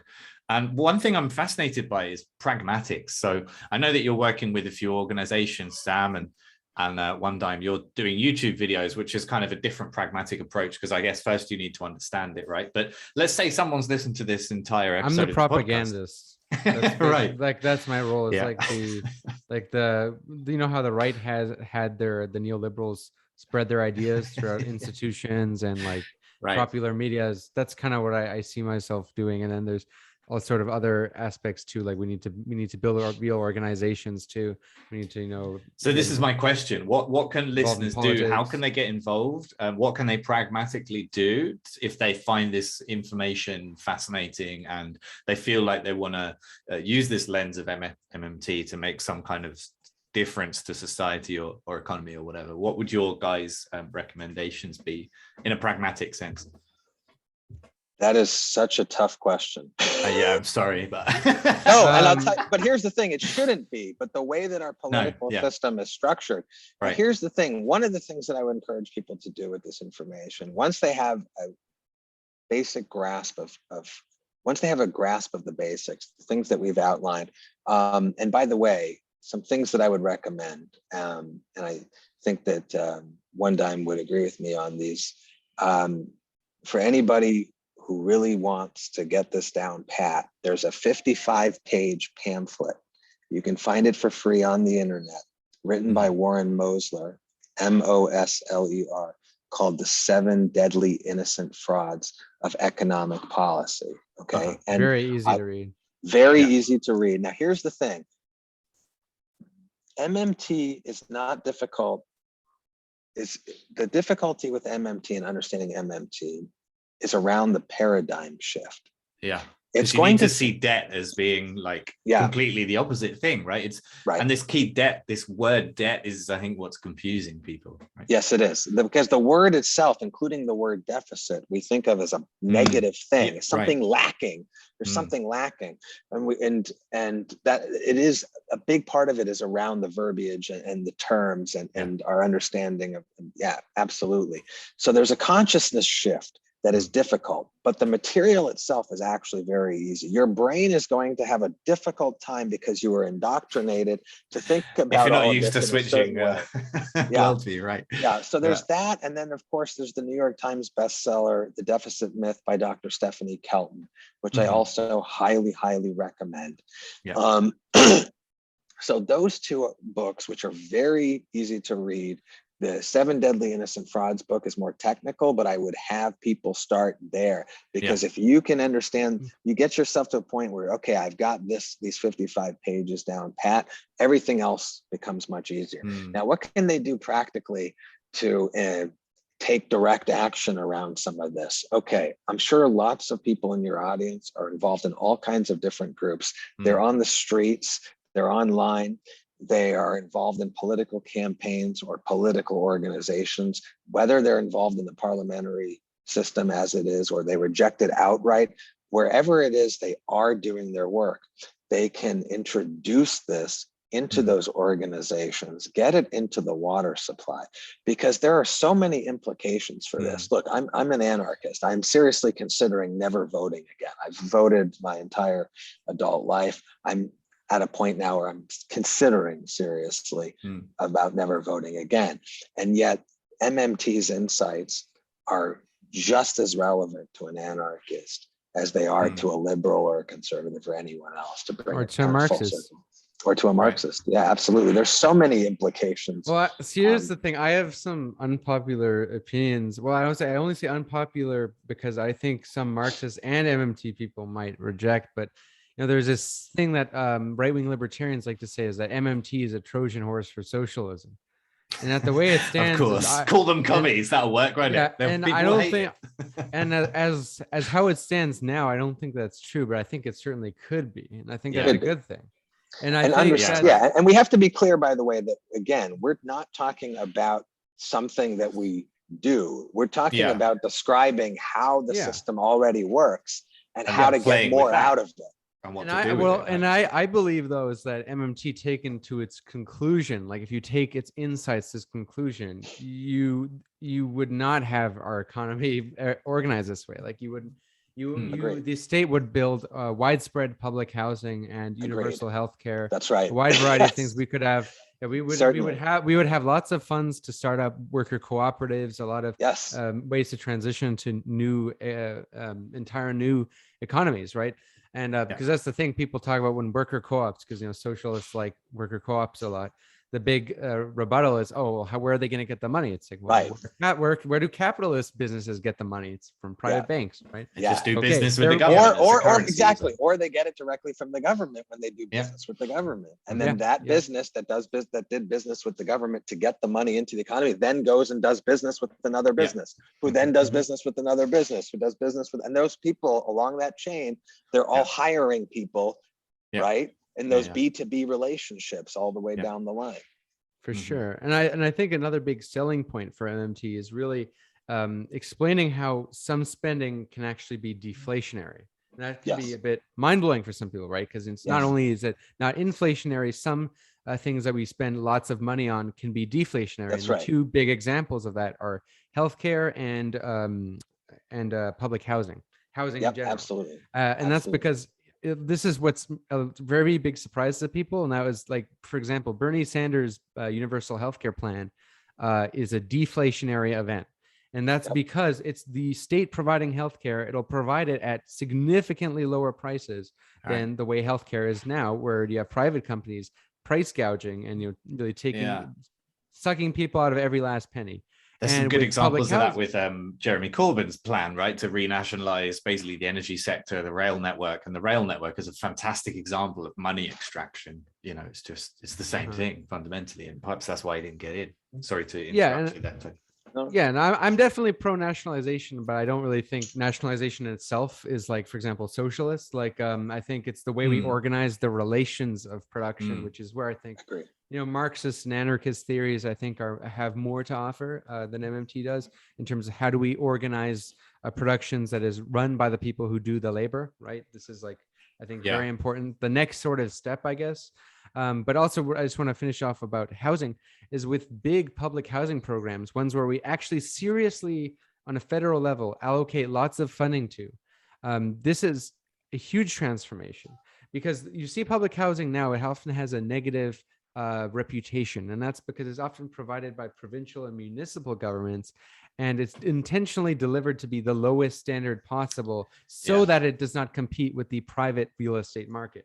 And because if you did have a robust public housing program, to give maybe example, as Vienna, Austria has some of the best public housing in the world. You have a public housing like that on a mass federal scale, you really compete with the private real estate market, and they'll have to lower the prices in order to get people to either rent or buy properties, depending on which they're doing. But this is obviously not good for the investor class, the landlord class. Yeah. So they're against this by design. But this is deflationary because prices go down. Actually, ironically, Wall Street Journal published an article about, I think it was Corbyn's public housing program, saying that it would cause real estate deflation, which is the euphemistic way of saying that it'll make housing affordable. Yeah, and capitalists quite unhappy. I totally agree, One Dime, with everything you just covered.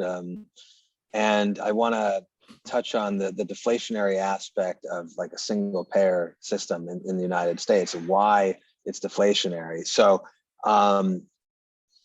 switching to a single payer universal healthcare system in the United States, in other words, the government as insurer, it's not the government taking over healthcare, it's the government taking over healthcare insurance, like every other advanced industrialized country and even almost all developed countries on earth, right? Is a deflationary event in the United States. And not only does it not require higher taxes, it actually requires lower taxes because it's a deflationary event. So how does that make any sense, folks? And again, first of all, your federal taxes don't fund any federal programs whatsoever. They are a reserve drain. They get deleted from the economy. Taxes do not finance government spending. Spending precedes taxation. But why do I say that it requires lower taxes? And I say that because it's deflationary. How is it deflationary? Okay. What we know for a fact, and study after study that's been done in every institution in the United States of any repute that you could possibly imagine, we know, and just by virtue of logic, that because of all of the bloat, the administrative bloat, the CEO salaries, the paperwork, the number of middlemen, the profit incentive itself, that the number of resources, meaning people you need to employ to keep the private healthcare insurance industry going, okay, is much greater than the number of labor resources you would need in order to operate a single payer universal system. So what that leads to is a release of resources, which is a fancy way of saying, okay, the net effect on employment from going to a private health insurance system to a public health insurance system is negative, okay? The number of people you need to run the public system is much, much, much, much less than the number of people you need to run the private system, okay? So those people who were once employed in the private system, and we are not talking one-to-one here, we're talking at a macro level, all right, are now unemployed. Yeah. So why lower taxes? Because if you want to increase demand, which leads to investment in labor, there's two ways to do it. One, you can increase government spending. Okay, you can increase the size of your yearly deficit, which means you're increasing ultimately the size of your national quote debt. That's one way to do it, to spur demand. The other way to do it is to cut taxes. If you cut taxes, that leaves more of that money in the economy.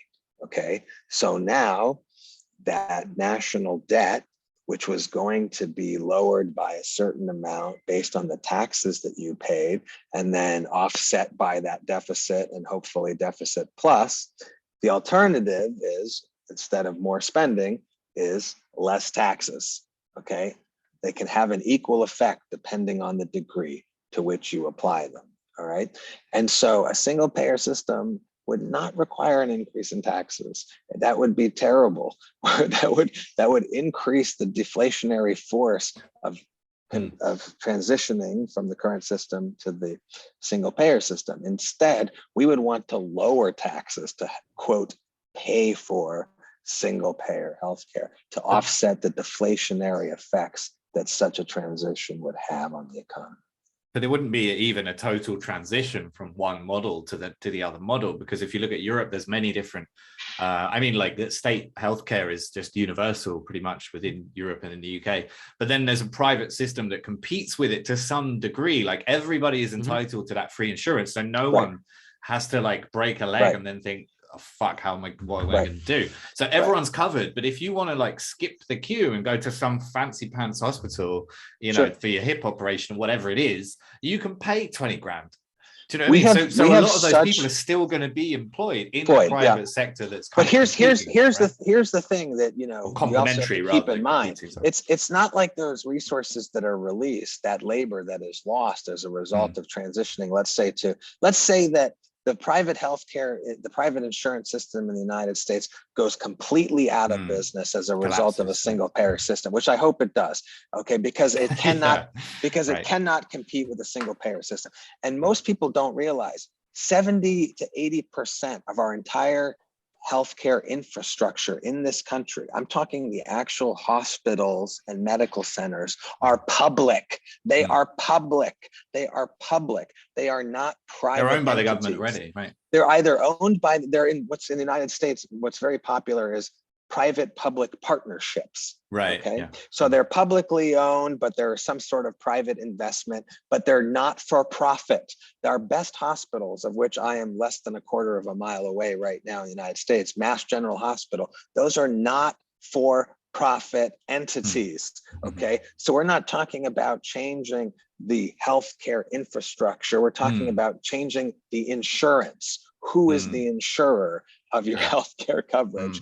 Okay, and that is a very deflationary event. The private health insurance industry in the United States is incredibly inefficient, and nobody disputes this. So to go to a single payer system where it's no longer you and a middleman, but it's no longer you, a middleman, your doctor, or the doctor's office. It's just you and the doctor's office, is a much more efficient system. And so, but the point was that those people who are going to lose their jobs as being like basically administrative paper pushers inside the private health insurance industry, it's not like they don't have any transferable skills to outside of the health insurance industry. Okay, they have plenty of transferable skills. So whatever the single payer system cannot absorb of those released resources from the private healthcare insurance industry can be absorbed by other industries, so long as there is sufficient aggregate demand to get them hired, right? And that's where either lowering taxes to, quote, pay for it, or increasing government spending come into play. So in other words, for us to get single payer healthcare in this country, not only do we not have to raise taxes, we actually either have to lower taxes or increase government spending after going into that system. And this sort of brings us to which is something we very much like talked about in this conversation, but it's worth just highlighting again, and that is the real constraint of government spending is not the amount of money. We mentioned inflation, but it's resources. Resources is what matters. We shouldn't be asking how will we pay for it? How much money is this going to cost us? How will we resource it? Is the actual physical infrastructure there? And this is one of the insights of MMT that I think is also compatible with Marxist theories of value and labor. And that, who creates the actual value, who creates the things that we consume and use, and that is labor. It's ultimately what makes all of this happen. And if we have that, and we have, the natural resources to make things happen, we can make things happen. Now, this, I do want to touch on one more thing, because I can hear people screaming, MMT only applies to rich countries like the United States. And you hear this a lot, that MMT does not apply to the global South. But actually, MMT accounts for things like this in the theories of currency sovereignty.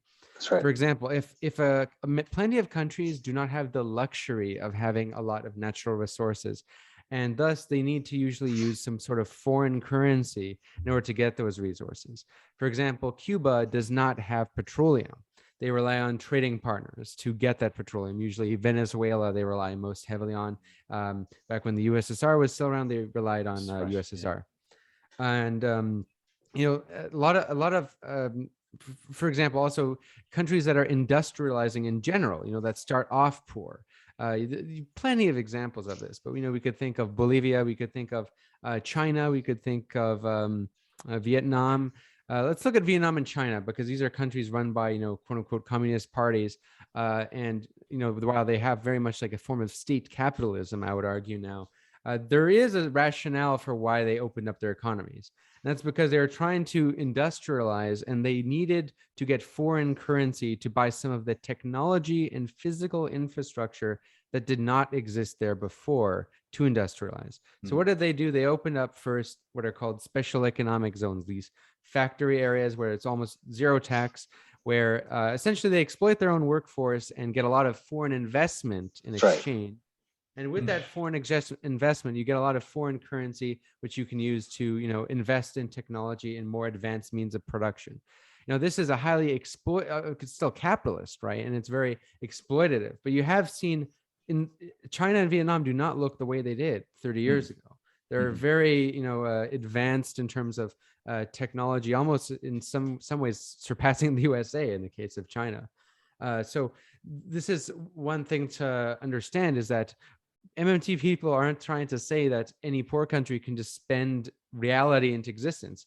If the physical resources and infrastructure isn't there, you will need to get it from somewhere else. And unless your currency is the dominant currency of the world, you're going to need that other currency to go purchase those things, right? So whether that be US dollars or euros.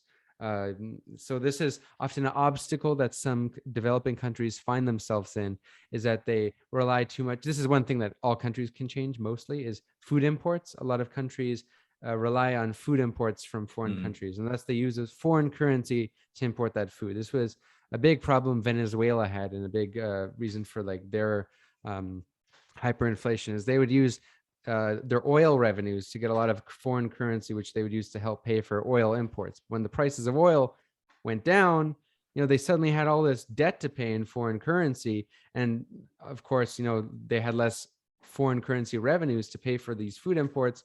Things got more expensive. And yeah, one measure of currency sovereignty is how much debt in foreign currency you have. You want the majority of the debt you have to pay to be in your own currency. If it's not in your own currency, you're less currency sovereign.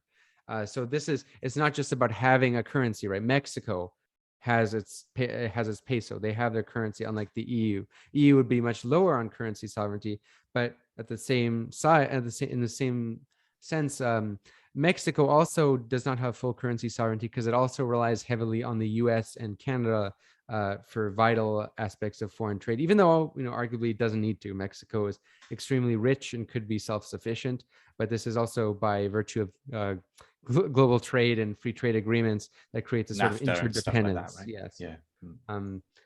So yeah, it's worth clarifying, just because there's this idea that MMT doesn't account for disparities in global wealth and it does. Power, and it does. It totally does. Yeah, and I'm actually really glad you brought this up, because the real wealth of a nation doesn't change because their economy, even if they're based on how poor or rich in terms of GDP they are. If you have a diamond mine, you have a diamond mine, regardless of whether or not your country has no real infrastructure, has no sustainable agricultural output, has no sustainable water energy management, has no finished value-added goods. And so the real wealth of a nation is its workforce, what that workforce is able to produce, and the raw materials that exist. And from there, those are the sort of natural innate, it's the natural innate wealth. And then you start to build up value-added goods and services that increase what it is you're able to produce and how self-determined you're able to be. Now, there is, the dilemma, and for people who are really interested in MMT's insights for the Global South, I recommend a a lecture, 44-minute lecture by Professor Fadl Kaboub. That's last name is K-A-B as in boy, O-U-B, one of the preeminent MMT economists who specializes in developing nations. Look up MMT Insights for the Global South, Professor Kaboub, K-O-B-O-U-B. And so what global countries in the global south are subjected to, right? The neoliberal economic model. And to just sort of like run through the bullet points without going into great detail here, I'll leave it for people to check out Fadl's talk. But, it's austerity, debt restructuring, labor market flexibility, export-led growth, so negative terms of trade, financial liberalization, which leads to speculative bubbles, tourism as opposed to resource sustainability, brain drain, right? People leaving, the most highly skilled and educated folks leaving, and increasing all of this external debt in order for them to basically survive and be able to provide any resemblance of a decent standard of living, which they never really get to. It's just constantly chasing their tail to not wind up completely in shackles. There is a way out. And in fact, through the MMT lens, it's the only way out. And that is through renewable energy policy, sustainable agriculture policy, water energy management, conservation policies, south to south trade policies. So these developing nations were seeking solidarity, and then a value-added driven industrial policy. And what does that mean, really? What that means is, if you have all of this wealth, it's not what good, talking natural wealth, right? So let's say you have a lot of oil in your country, but you have to export the oil to get it refined. That's a problem, right? And there are really good examples of this across commodities throughout countries that are in the development stage where they have incredible wealth.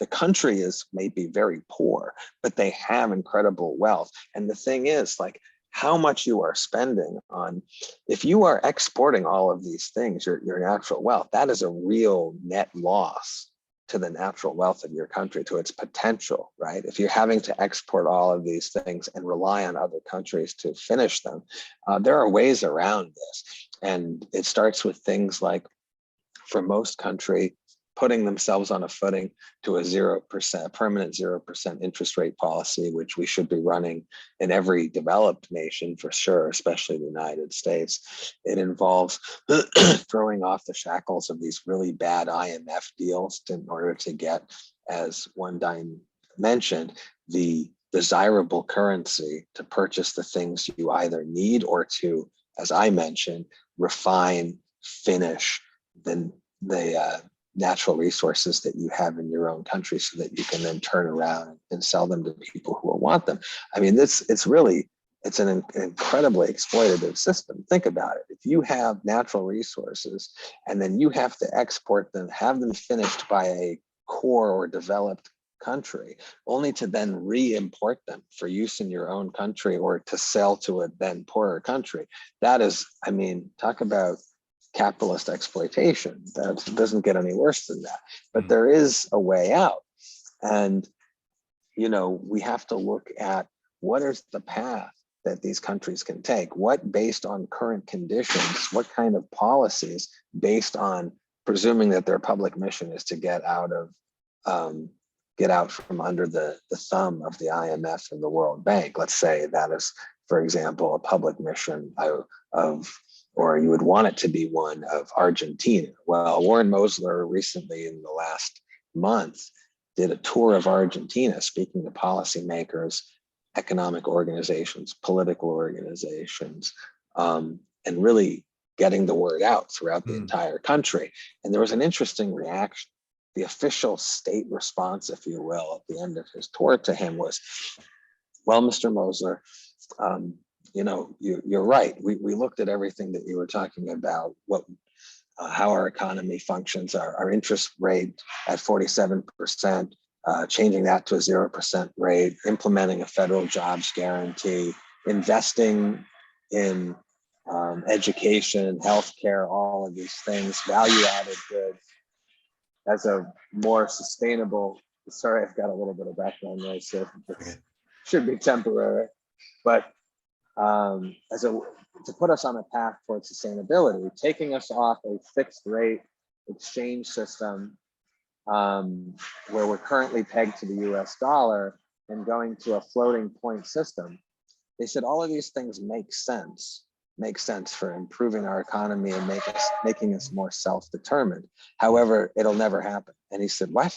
He said, you just agreed with me that these are all economically sound policies based on the empirical reality of your country and what could be done to put things on a more ethical path and a more productive path to increase employment. Look, if your goals are to target, which is allegedly of all economics, you're targeting two things: full employment and price stability. And they agreed with him that what MMT offers in terms of insights into their economy, how it is functioning and how it could function better in achieving those two goals, full employment and price stability, that all of that was sound, but that wasn't going to happen, at least not under the current government or the current government composition, because, quote, there was no political will for it. He said, what do you mean there's no political will for it? And what they said to him was, look, this is a revolving door with the IMF. We are captured by their interests. And even if, and this is the amazing part, Mosler's proposals for what Argentina could do based on MMT insights would get the IMF paid back faster than what the IMF's current agreement with Argentina was. But this is a quid pro quo in terms of who is captured, what kind of economics is captured by what kind of political power. And there is so much interest in those areas of the IMF, those quarters, I should say, of the IMF that have their thumb on Argentina to keep the system of debt peonage in place because it benefits their political power. Who wants to be the person in Argentina as a parliamentarian, as an executive branch advisor, or as an IMF economist on the Argentina case, if you will, to say, you know what? These austerity programs we've had in place this whole time, turns out they're not only strangling Argentina, but they're not getting us paid. And, we could actually have done this, have this whole thing taken care of lock, stock, and barrel 20 years ago if only we had done these, if only we had recommended that Argentina do these things. Nobody wants to be that person. There goes that faction's political power forever. Forever. It's the same reason why Paul Krugman, despite the fact that he went and visited Warren Mosler in the Virgin Islands, had dinner with him and his wife, with Krugman's wife, sat down. Krugman understood and accepted it all, so much so that at one point he interrupted Mosler to better explain a question asked by Krugman's wife, okay? And then never talked to Mosler about it again, and still is writing op-eds as though he doesn't accept it and that he doesn't think it's accurate, right? And well, he's a flip-flopper, because what he says is, I heard him got interviewed about MMT, and he said, well, MMT says what we have always already known. Right. And he now the pressure is on so hard that Yeah. he's gone from these guys are wrong, even though he met with Mosler, said, okay, that all makes sense, but then publicly stated that it's not accurate. And now, because there's so much pressure coming down, it's harder for him to avoid some of this. It's harder for him to deny so much of this, that he's now saying, oh, well, sure, they might be right, but they're only saying what we've been saying the whole time. You cannot, if you're Paul Krugman and you want to be intellectually honest after learning something new, in his mind, understandably, he's taking a risk. And that risk is, if I come out as the New York Times, having been the New York Times chief economist, chief op-ed economist for what, how many decades now? Okay, and I say, yep, these guys are right. What I'm also saying is, and I've been wrong this whole time, that our models and what I've been telling you about these matters is wrong. There goes the end of his, what political entity is going to ever hire him for advice ever again? What politician, after he's just said, oh, by the way, these MMT guys have had it right and I've had it wrong for the last 3 decades. Okay, I'm the senator from such and such. Why am I going to hire you, Paul? Why don't I hire one of the guys? Yeah, okay, but who has such a big opportunity to change things for the better? Like me, you, and Tony don't. If I was there, I'd do it and That's lose the my problem. career in a heartbeat. Yeah, The problem's that's why ego, the problem. fundamentally, right? I don't That's the think we problem. can. I don't think we can rely on politicians and these No, of course professional not. managerial classes. Like that's why, Agree. like you see historically, change happens actually from the bottom. I know it's a cliche, but it's true. Mm. Like change can happen from the top, right? But it'll only happen from the top if the authorities in power feel a threat to need to appease the public in some way. Whether you can see, Right. the tactics of welfare capitalists and social democracy isn't new. We see this as early as like in terms of capitalist societies, like Otto von Bismarck in Germany, right, implementing the welfare state and social security for the first time. Why did he do that? It's not because he was some kind of jolly nice guy. It was because there was, the 1848 revolutions, and there was these huge like social movements were the biggest in Germany and all of Europe at the time. So, and also there's, the French Revolution, all of these. FDR in the 1930s, after rumblings on the streets by anarchist communist trade unionists in the early 1930s, same thing, right? It's not, FDR didn't do it because it was some benevolent from on high. It's because he felt threatened, and he's like, okay, I got to appease these guys, or the communists are going to take over the country. This is my sort of pitch to, the sort of more the reformist social democrats types as to why they should become, socialists / communists. And the reason why I the pitch I make to them is that what you want isn't possible without the more radical socialists and communists. Like, even if you want compromise, even if that's what you aim for, which I think is a little bit absurd to like aim for a compromise. You don't aim for a compromise. You accept compromise if that's all you got, but that's not what you should aim for. And even if you believe for some reason this like a class collaborationist utopia, you're only going to get something, you even get a slice of that with the threat of radical movements. And that's, the real pitch I give to social democrats as to why they should, look into Marxism, look into anarchism. Is we've learned from history is that let's look at the Nordic utopias, right? I say utopias, they're not utopias, but that's often like the vision that a lot of social democrats and reformists say. We just want to be like Denmark and Norway and Finland. Okay, well, why are they the way they are? Well, the USSR was right beside them. It was literally like communism, whatever. If it's maybe not a lot of people's kind of ideal type of socialism, I can totally get why. Regardless, it poses a threat. And there was also the Finnish Revolution, and there was huge trade union movements in Norway, Sweden, Denmark, Iceland as well. That made these things happen. The elite doesn't benevolently change its mind or come to a conscience. They're willfully ignorant until they have to, at least acknowledge the realities. That's how power itself works. Is why would anyone compromise with you if you have no power? And how do you get power? You build organizations, you build mass movements. I could not agree with everything that Tony Wondheim just said more. Like 100%. That's exactly how I feel about those matters entirely. Yep. Nice. Yep. I think that's an excellent point to maybe round off the conversation on. Thanks very much to both of you. It's been an absolutely enlightening conversation, and I really appreciate it. Any final words? I guess there's something, you've made some good recommendations, Sam. I don't know if you have any, Tony, as well. Any kind of like other resources you'd recommend, documentaries, Netflix shows, anything like that people can kind of learn more from? Of course, I'll have to recommend my own videos when it comes to MMT. There we go. And One dime on YouTube. The 3 videos are the deficit myth, the biggest lie in politics, and another one called the problem with taxing the rich, which is an MMT diagnosis, an MMT analysis of how money works, and why also, taxing the rich is also just not insufficient for dealing with inequality. And I talk about private property and housing stuff from Marxist perspective. And also the video Origin of Money, which pretty much is more or less a summary of like the MMT theory of the money story, and It draws on a lot of also David Graeber's insights. Yeah. And when it comes to other recommendations other than my own work, there's plenty of good materials. Sam mentioned a bunch, like in terms of the books. I've read those. I'd highly recommend them. I have them in the sources in my videos. Fantastic. So people can search your video, check the description. Yeah, and find check the directly. descriptions. Great. Yeah, Excellent. there's podcasts like there's stuff like Macro and Cheese. I've been on that podcast before by Steve Grumbine. It's a really good introductory MMT podcast. And then there's one literally called the MMT podcast.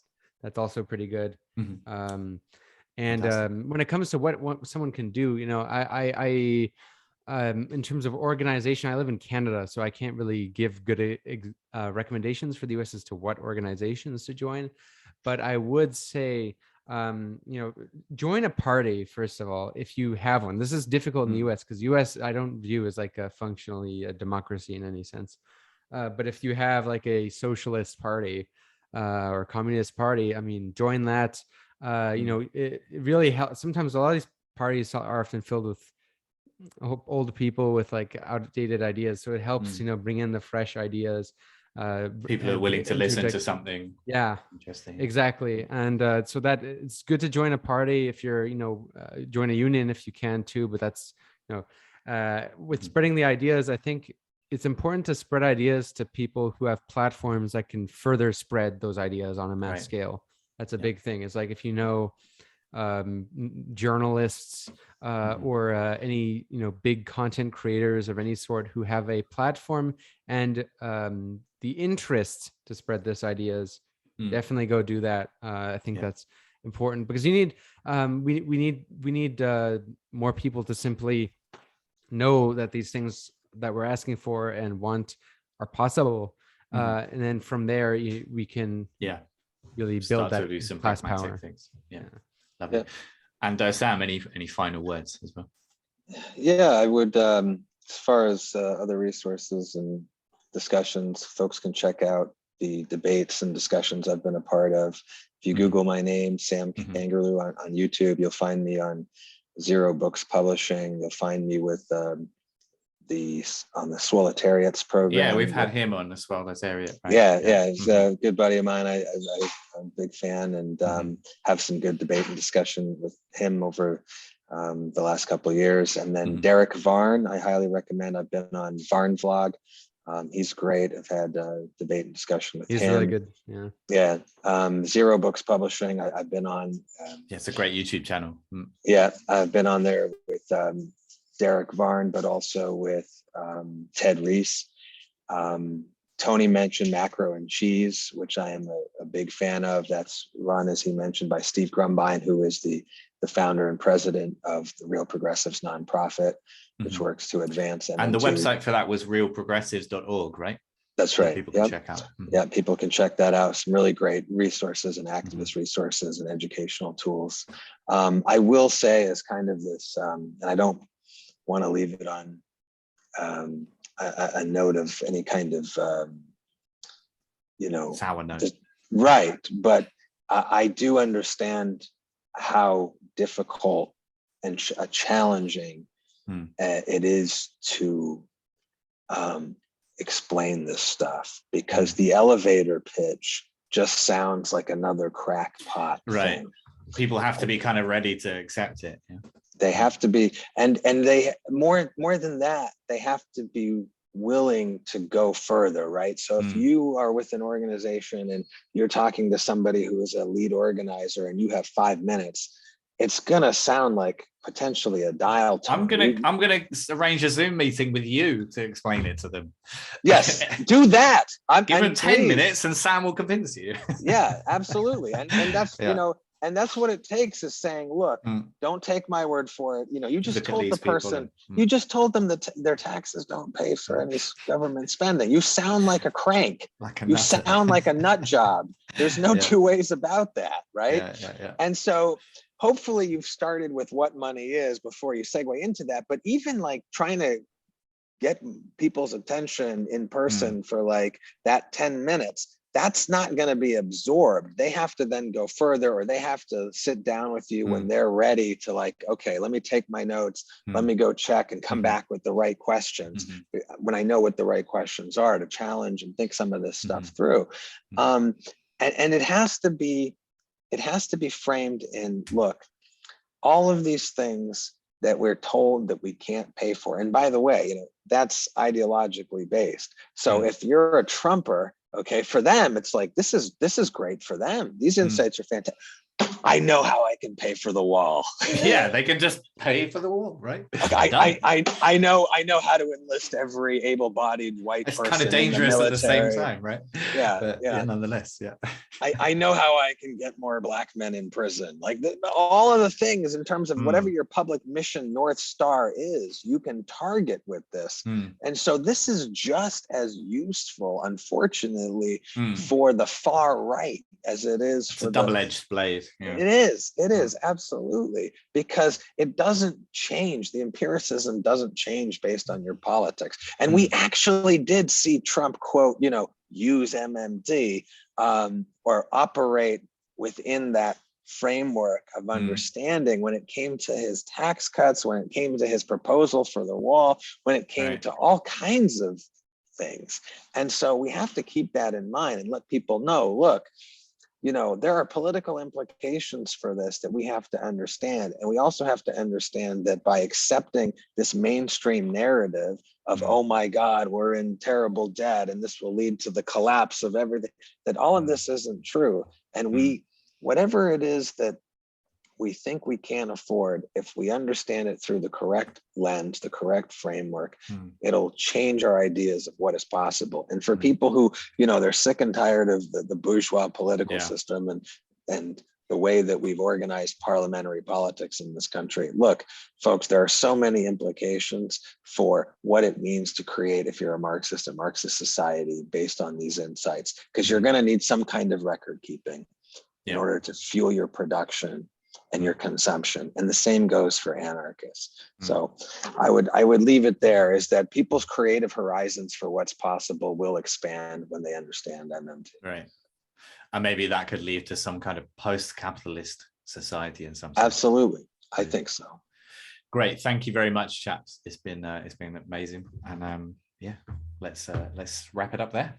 Thank you guys. Really appreciate your time, everybody.